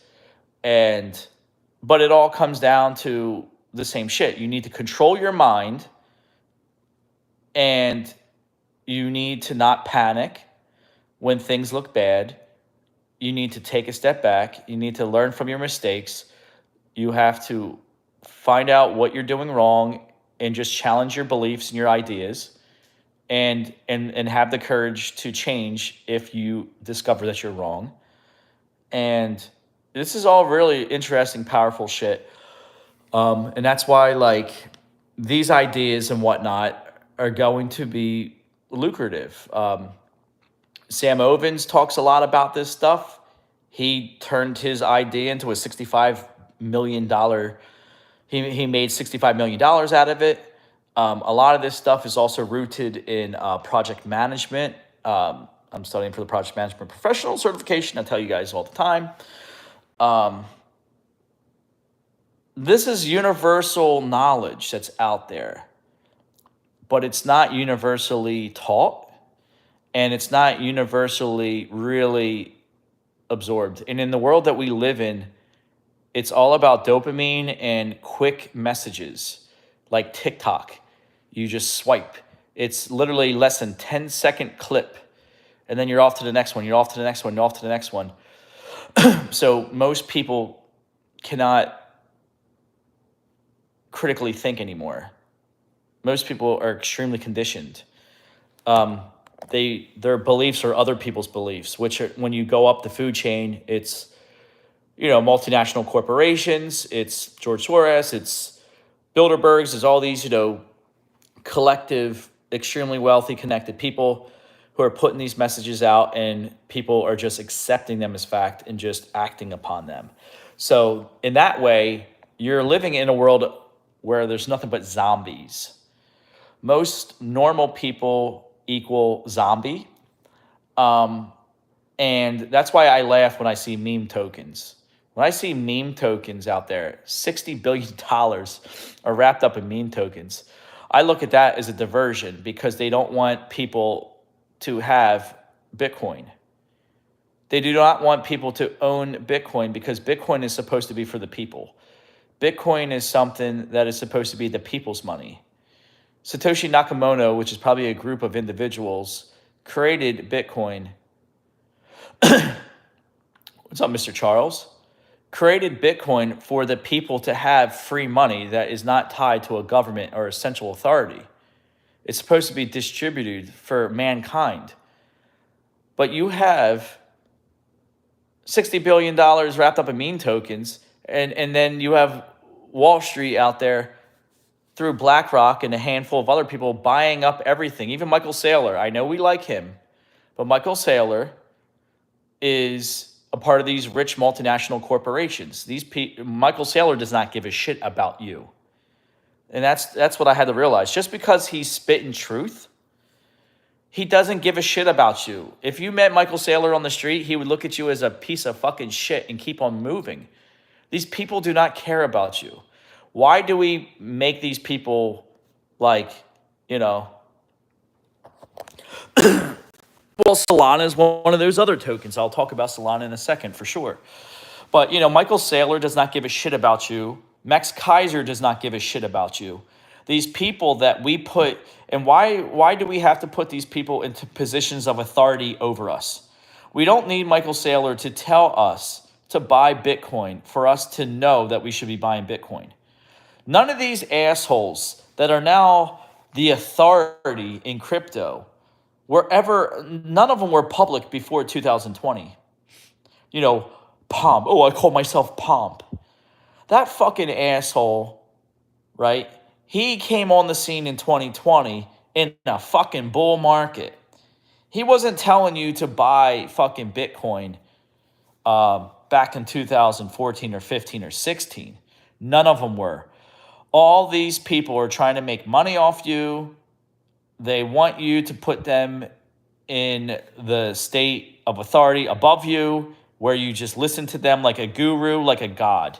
And these are people who are fucking dangerous. Max Keiser, even though he gave you a lot of truth and facts throughout the years, trust me, he dumps at the top of markets, and they all crash because they all do the same shit all at the same time, and then they all steal all your crypto from you. So the thing is, the more you get rid of other people's ideas out of your mind, and the more you just, think for yourself, you get information from reliable, good sources like this channel. You research this shit, and you come up with your own opinion. Do not take the side of any source. You need to do your own analysis and then use your soul to check if it's true. Like I said, use your brain for it to spit out a result. Shit test it with your soul, which is your truth, which is you. My body is not me. My mind is not me. My soul is me. My body is my tool that physically does shit, and my brain just spits out the result. My body takes the action. So Solana, since Mr. Charles Marlowe would like to talk about Solana. Solana is just like a corporate token. It's a corporate token. It's a VC token. It's a token that they just want to pump up to make money.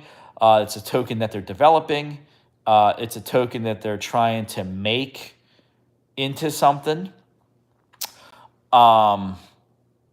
I put that in it's there's a lot of tokens like that out there. You got AVAX that's out there. You got Tezos that's like that. You got a lot of tokens that are like these VC tokens, banker tokens or something, highly centralized businesses. That's what Solana is. It's a business. They're doing the memes on it. They're doing metaverse. You're building stuff on it. It's just a synthetic blockchain. A lot of times it crashes, whatnot. Will you make money with Solana? Of course you'll make money with Solana. Will you make money with AVAX? Of course you'll make money with AVAX. AVAX was $10. It's now $50. It's a 5x from the bottom. Solana, they dumped it.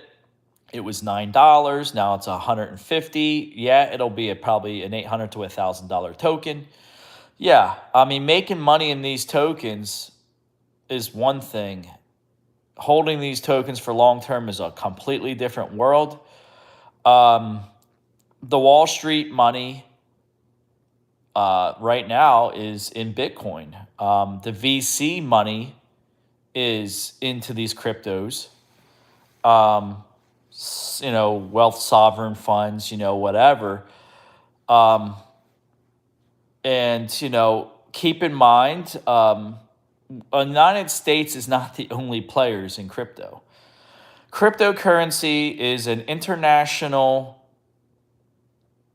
investment rail that is traded 24 hours a day, 7 days a week by even the most poorest among us that might just have a cell phone and $10 a month after their bills.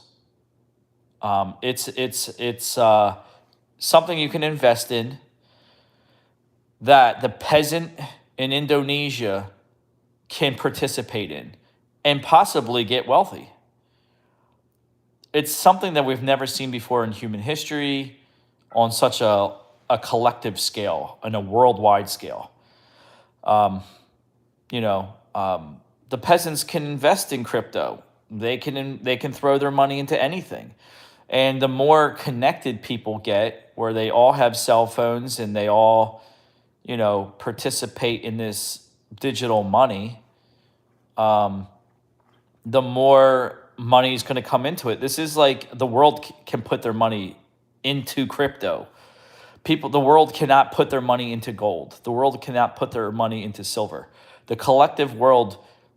Did you know that like 20% of Americans are unbanked?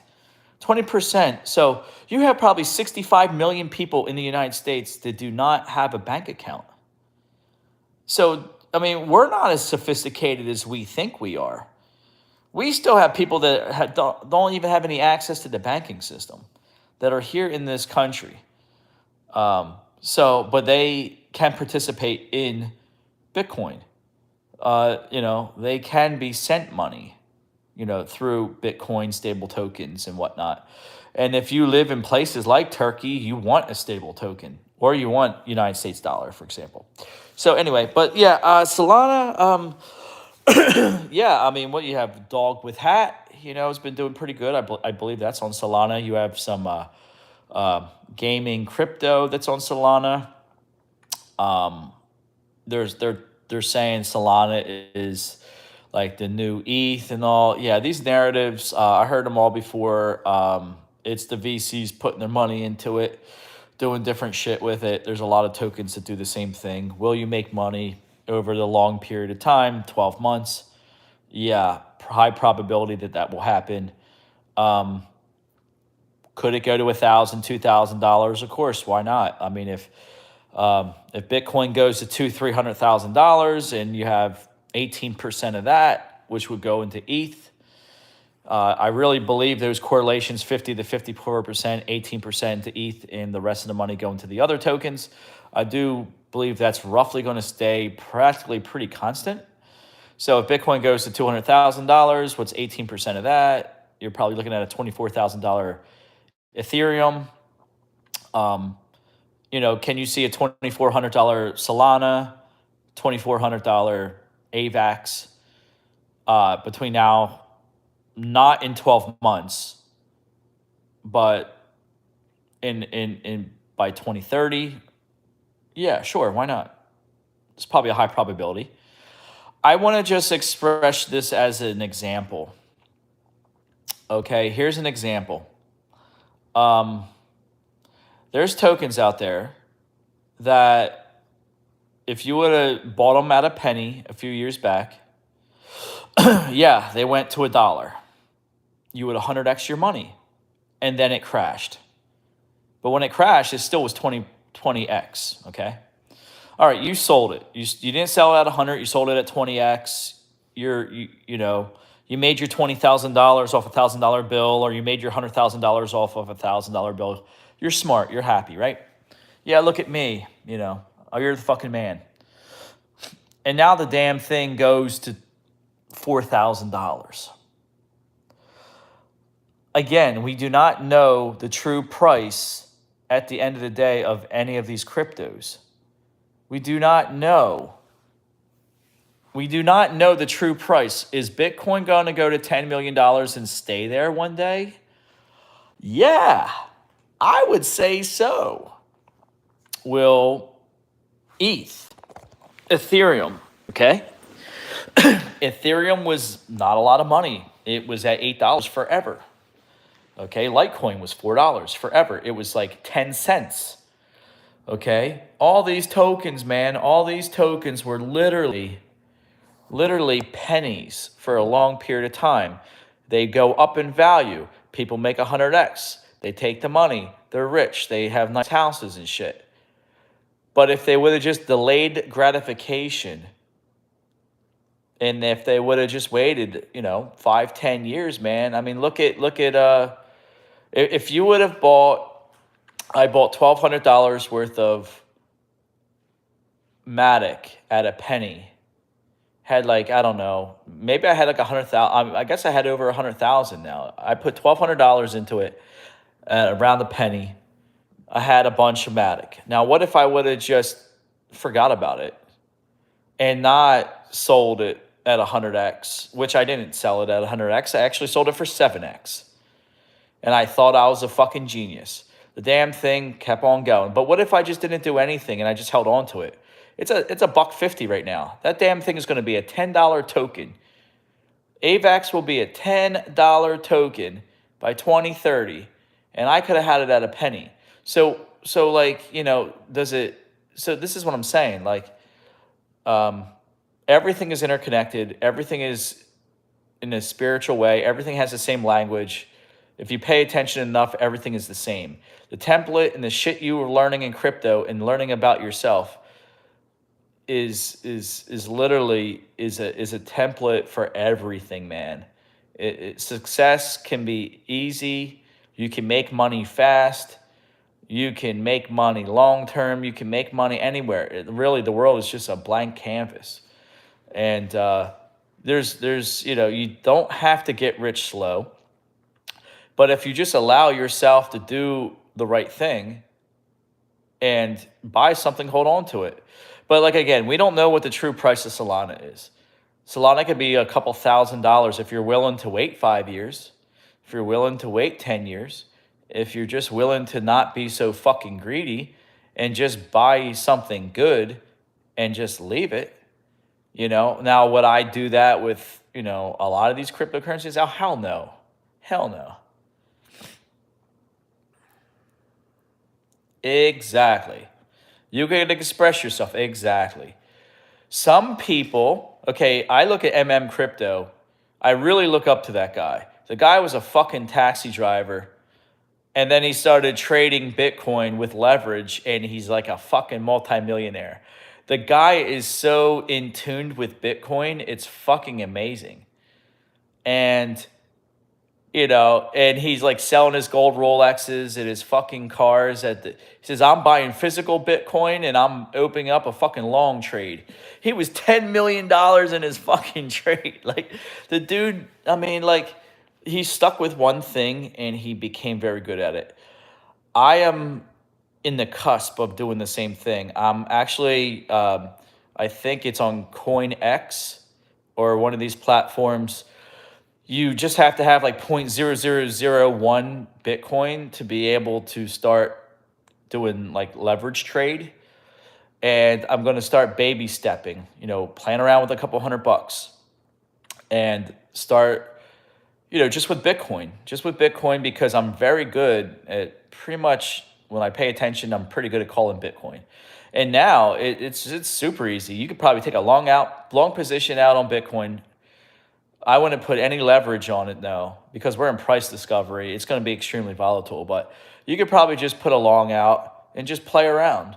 And if you hold a long for like 6 months and say it's going to be a certain price, like I believe Bitcoin in 6 months will be probably, I would say there's a good shot of maintaining over $100,000 in 6 months.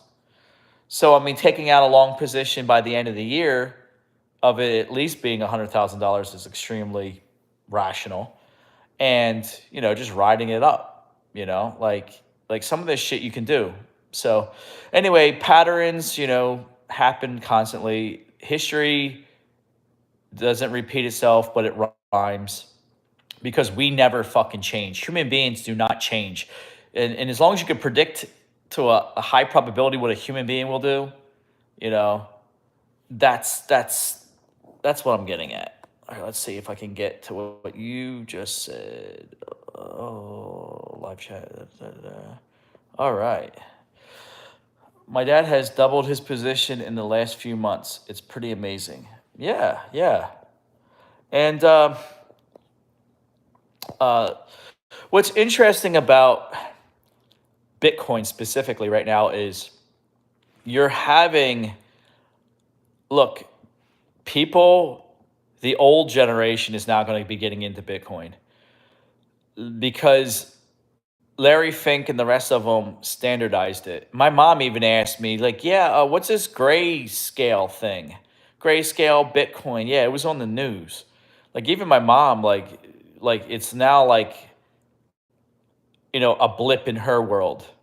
I mean, it disappeared just as fast, but even my mother, who's 75 years old, said something about, she said the name wrong. She said gray line or something, but it was gray line in Bitcoin, and she's like, oh, well, have you heard about it? They say it's going to do really good. So even it's getting into my mom's world, which is so far away from investment you couldn't even throw a stick at it.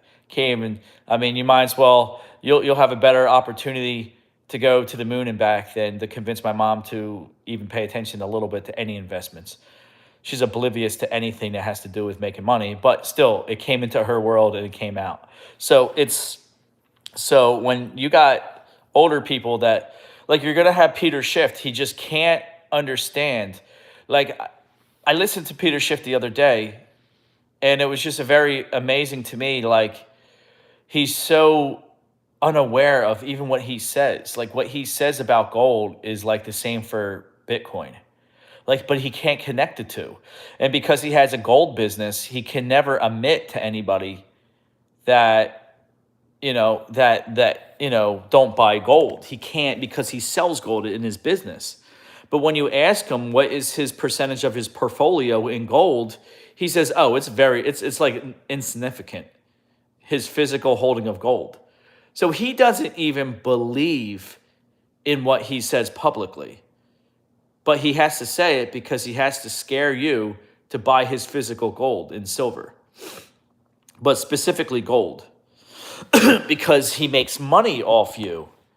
But he doesn't even believe in it. I bet you Peter Schiff probably has a boatload of fucking Bitcoin, and he will never admit it. And his son loves Bitcoin. But honestly, if you want to know, like, don't listen to these people that tell you shit. Don't listen to these rich motherfuckers. They tell you shit. Don't listen to the Anthony Papiano. Oh yeah. He's cool, man. I'm gonna listen to him. I'm not gonna buy nothing but Bitcoin. The Bitcoin's gonna be the only thing I buy. Look, don't listen to these fucking assholes. They don't give a shit about you. They're gonna tell you. They're gonna steer you into buying their products. There's a guy called Johnny Bravo. He every one of his videos is everything's gonna die, the stock market's gonna crash. You need to buy my course to trade. It's always the same. It's always the same shit. Doom and gloom, buy my course. Doom and gloom, go to my website, buy my online classes. Doom and gloom this, doom and gloom that. Anthony Papiano wants you to buy his courses. Yeah, I can't stand Johnny Bravo. The thing is, the world isn't nowhere near as bad as what they're saying it is. There's tremendous opportunity. If you buy the market, you're going to probably make money. I mean, because guess what? Oh, I know, his hair, he's just a fucking idiot. And Ninja, he's an idiot too. They're all fucking dumb. Look, if there's a stock market crash, that's a good thing, because then the Fed is going to pump a shit ton of money to keep that market up. They did it in 2008. They did it in 2020. If that stock market crashes by 30, 40%, the federal government will go in there with trillions of dollars and prop that bitch up. You know that's going to happen. It's not even a given. It's a given at this point. Look, don't buy into the doom and gloom. I have a friend that put $40,000 out in guns and ammunition thinking there's going to be a civil war in this country in 2023. He refused to buy Bitcoin. Now the ammunition price of the ammo went down because they produced more ammo. So he lost 50% in his investment in ammo. And then he sells his guns because they just sit there and get dusty and he doesn't even use them.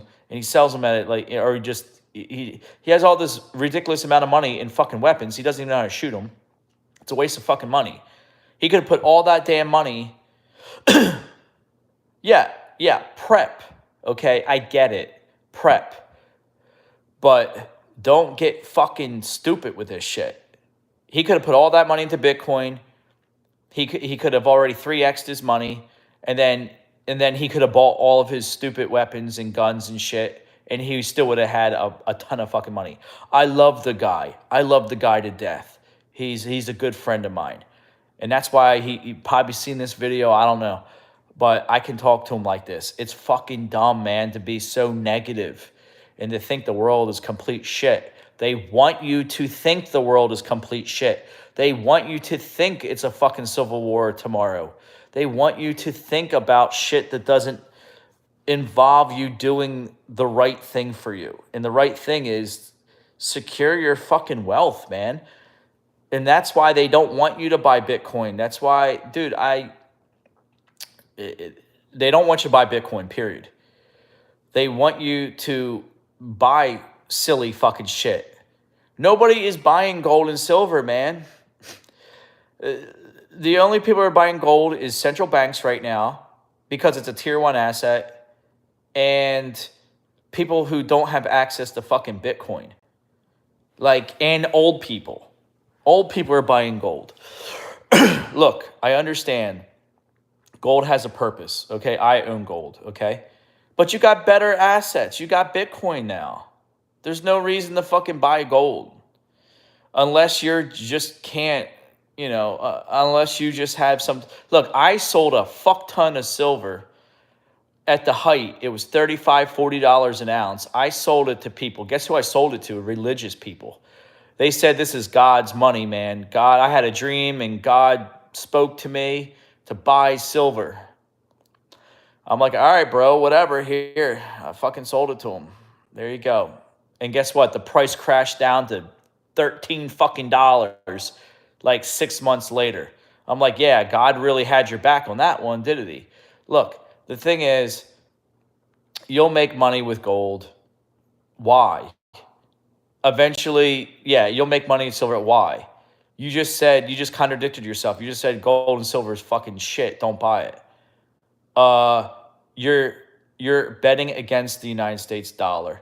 They're printing $1 trillion every 100 days. In the future, it'll be $1 trillion.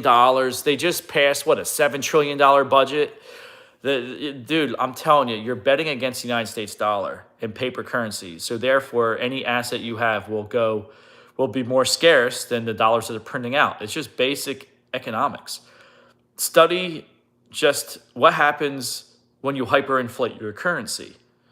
Real things become worth more because they become more scarce. So it's just real simple shit. You don't have to make any of this harder than it has to be. So I hope all this helps. Gold will go up in value compared to the dollar. Silver will go up in value compared to the dollar. Everything will drop in price against Bitcoin. Gold is extremely devalued against Bitcoin. Gold and silver extremely devalues. Gold becomes cheaper and cheaper and cheaper and cheaper every single day against Bitcoin.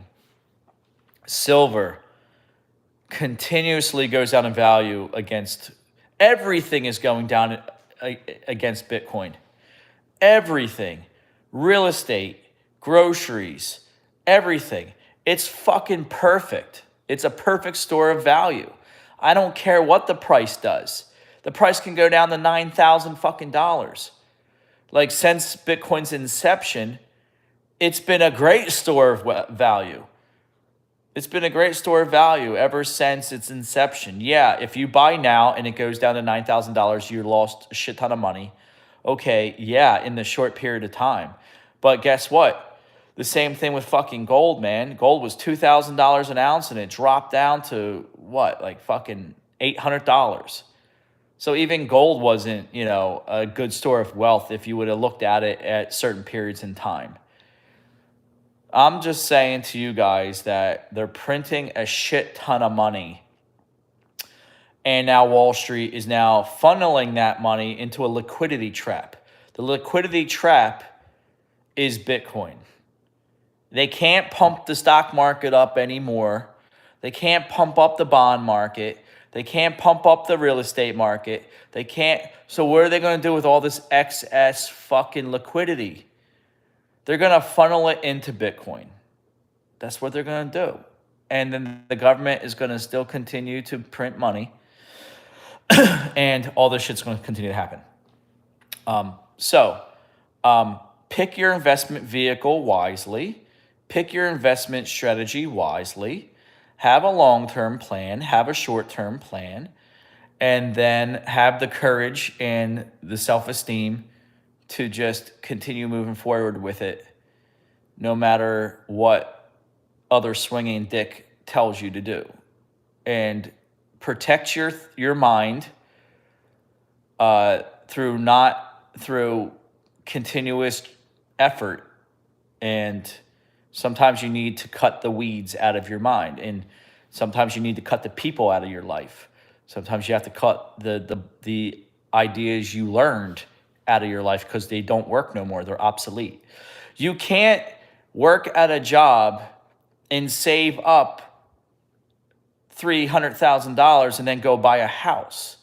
You can't be a Dave Ramsey anymore. You can't do that. It's easy to buy a house when the houses were under $150,000, $80,000. And then you rent for a couple years and then you buy a whole house with cash. You can't do that anymore. They printed up too much money. The government is too fat. The government is nuts. The government is just so bloated, and they're not going to stop spending money. They're creating more problems for themselves so they can have an excuse to spend money. They can seal the border and stop all that stupidity at the border. They're not going to, because it encourages the spending. And the more they deplete the purchasing power of the dollar, which is the only mandate that the fucking Federal Reserve has, is to stabilize markets and stabilize the currency. They're not doing that. They're manipulating. They manipulate the market, and it only re-apothecates wealth from the middle class and the poor to the rich. That's all it does. Because the rich always have access. They can go bankrupt and still be able to borrow money cheap. They don't have to have a credit rating. They put us all under a credit rating, and if we go bankrupt, then we can't have access to credit, and then we become more poor. Ever ask yourself this question? Why, when everything is going well in your life, you can borrow money out the fucking ass when you don't need money, but when you actually do need money and you're not in a good financial situation, nobody gives you money. The banks don't give you money. Your friends don't give you money. Nobody gives you money. Nobody gives a fuck about you. But if you're Donald Trump, you can go bankrupt 10 fucking times and you're still a fucking billionaire. You know, like I'm telling you, these motherfuckers, they have different rules for themselves, and businesses are treated differently. And you have to be a business. You gotta do something. Anyway, okay, I'm 125 minutes into this video. I need something to eat. I need something to drink. I just poured all my knowledge out into this video. Like I said, I will have my personal development business between now and the next 5 years. I will be developing all this shit out. I'll be making my own courses. I'll be having my own coaching where we talk on the phone. That'll be a part of my little thing I'm going to try to sell everybody. And, you know, and we're going to have some fun with this. It's going to take a long time to build out and a long time to do. Well, thank you, sir. I appreciate it. I like to have subscribers. And if there's anything that you guys aren't kind of grasping or understanding, or maybe I'm saying it in the wrong way, or it sounds like I'm sexist or racist, or I think I'm elitist and everybody's poor or stupid or something, like, ask me to clarify, you know, what I mean, because I am not prejudiced. I'm not sexist. I'm not homophobic. I'm not, you know, I don't think I'm like somebody special. I look at myself as somebody who found techniques that work, and I want to pass that information to you guys. So if anything sounds a little bit weird or something, just ask. I'm not going to answer like stupid questions, like spam questions from spam people talking about stupid tokens and all that shit. I'm not going to get off into the weeds or whatever. Negative comments and shit like that, I'm just not even going to acknowledge, but I'm not going to block either. So anyway, that's a little disclaimer there. Look, this shit's easy. It really is. The answers are right in front of your face, man, but you got to do the work. Our lives are, again, I'll leave you with this. Our lives are it is a combination of all of our thoughts and actions over a long period of time is where we are today. So if you're not where you want to be in your life, all you got to do is just look at all the shit you have done in the past several years and decades and stop doing that shit. It can be that simple. Just stop eating the fat and the garbage shit. Start getting a little exercise, and you'll lose the weight. Or continue to do what you're doing and do it worse. But protect against the downside. Make sure the worse you are is better than what it is now, and you'll see better results. You'll see tremendous, crazy results. Change your negative habits a little bit, and you'll see a benefit in your life. Anyway, I'm going to leave it with that. I need something to drink and eat.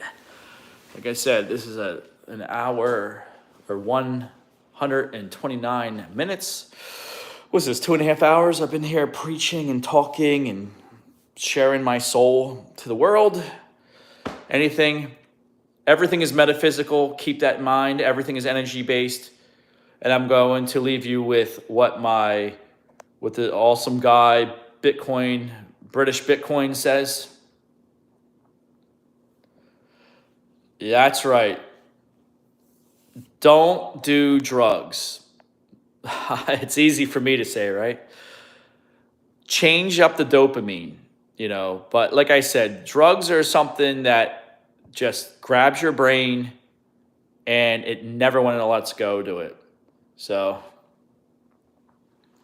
but yeah, it's something that's that chemically changed your brain, and um, I don't know how to change that. If it's something that's a chemical addiction your brain has, that stuff, it takes a lot. It might take other chemicals to counteract that. Like that's a physical thing, and also just a willpower, like that's another thing. There's some people that are just like, I'm just not going to ever fucking do that again. And it works. I've seen people, they're like, fuck it, I'm never going to smoke cigarettes again. And they never do. They call it, cold turkey.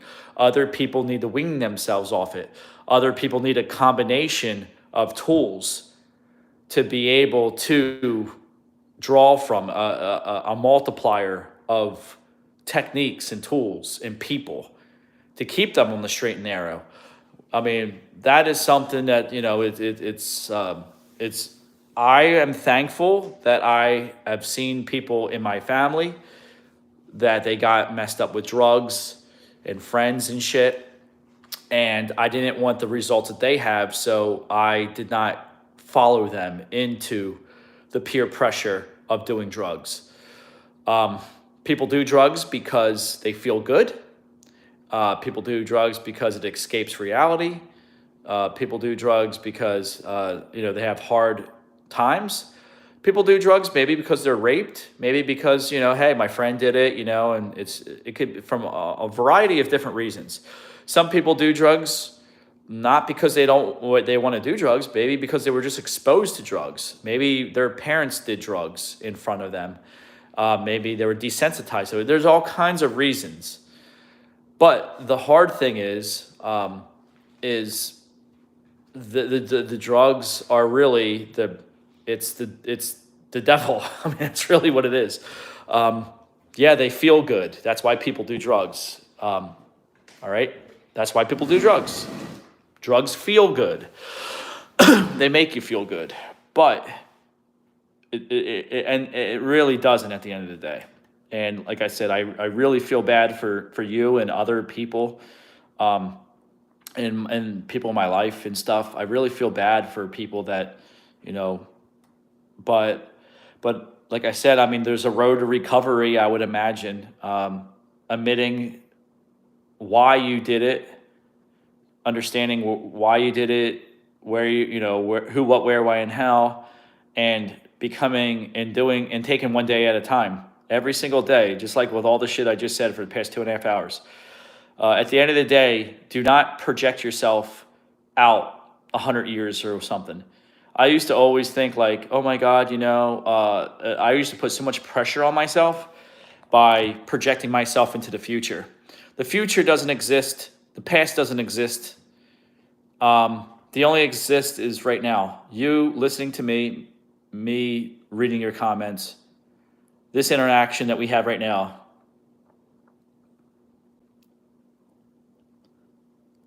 Exactly.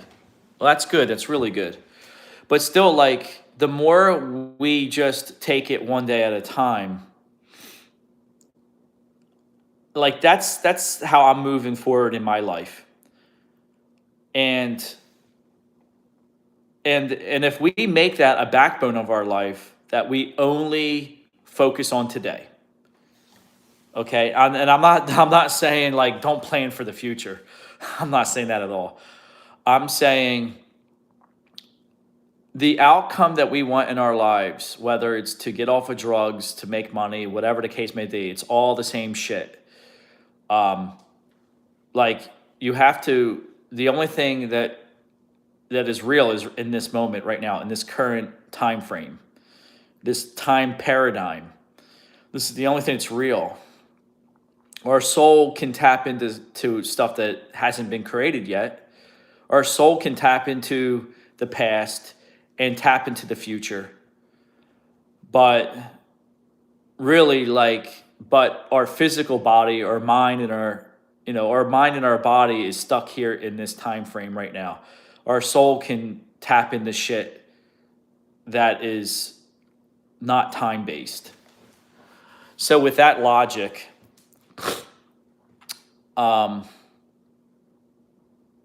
most of us, because we have three things going on, so 2/3 of our being, okay, our soul, our body, and our mind, 2/3 of that, because there's three things going on, so 2/3, which is our body and our mind, are stuck in this current state. This current state is our current time frame. And so just pay attention day by day. Don't pay attention tomorrow, just pay attention today. Do something today.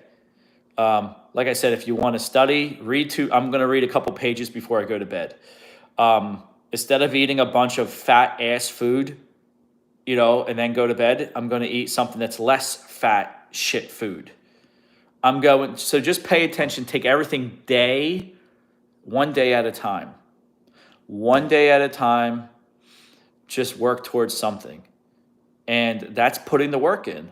And you'll be like, wow, if I just focus on day by day, this shit is really fucking easy. And I could do 10 million times more stuff. And you'll be extremely productive. It's like I'm working on trying to get a website for my life coaching investment shit, It's a big blob of fucking shit in my mind right now. It's very chaotic. I don't know how to put it all together, but I'm working on something. Eventually I'll have a website, eventually this, that, and then, it'll be a combination of day by day actions that are going to lead to an outcome, and the outcome is going to be good. Anyway, all right, I have to go, but yeah, I'm going to read your comment one more time. Live chat. Okay. Last comment. Okay. I have to be careful that I do not get addicted to short-term trading.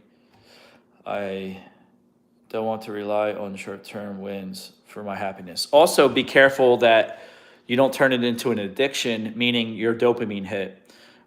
Drugs feel good. It gives you that rush. It gives you that dopamine hit. And that could also, you're welcome, sir. And yeah, short-term, you want to make sure your trading is logical. It's not for dopamine. It's not like, ooh, it goes up, so I feel good about myself. Oh, it just went down, I feel bad about myself. That's how I used to be with cryptocurrency, and it fucked me all up. It fucked me up. I mean, I lost a lot of fucking money, and because I wasn't being rational about it, I lost millions of unrealized gains for being silly.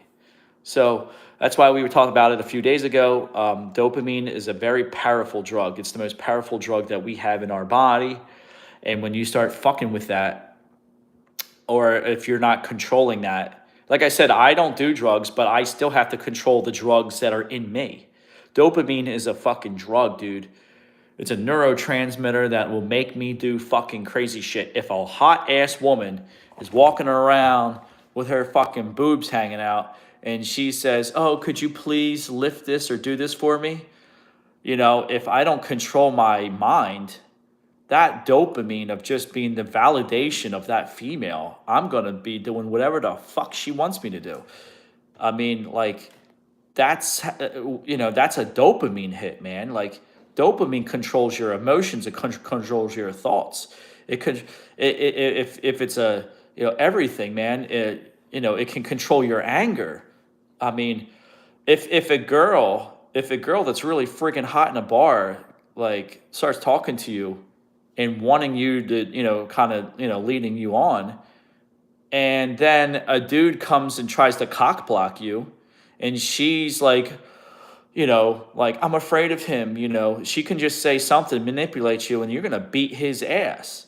That's all like dopamine and shit. And that's other people controlling you. So that's why I'm saying, like, you have to control your own mind. You have to control your own impulses.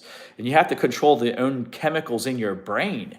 Because when they fucking hit, yeah, cold showers, all that, exactly. Like, the people who are successful in this world, they push off the dopamine as long as they can. They do the fucking hard ass shit that sucks, and they like it. Mike Tyson said it best himself. He said, "Loving something is doing it when you don't want to do it.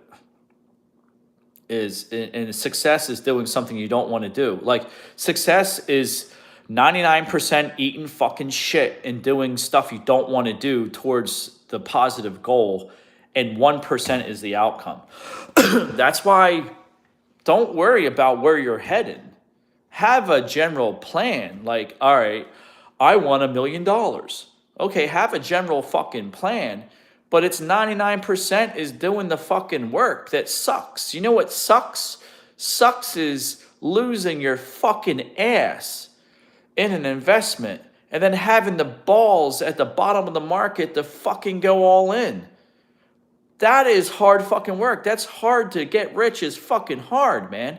For you to get your ass fucking beat and then saying, I don't give a fuck, and spitting in the motherfucker's face and then beating his ass, that takes a lot of fucking balls, man. And that's what this world doesn't have, balls anymore. So that's what I'm saying. Like, don't be projecting yourself into the future. Don't be so into this future bullshit. You need to be day to day. And if it sucks and you know it's good for you, do more of that.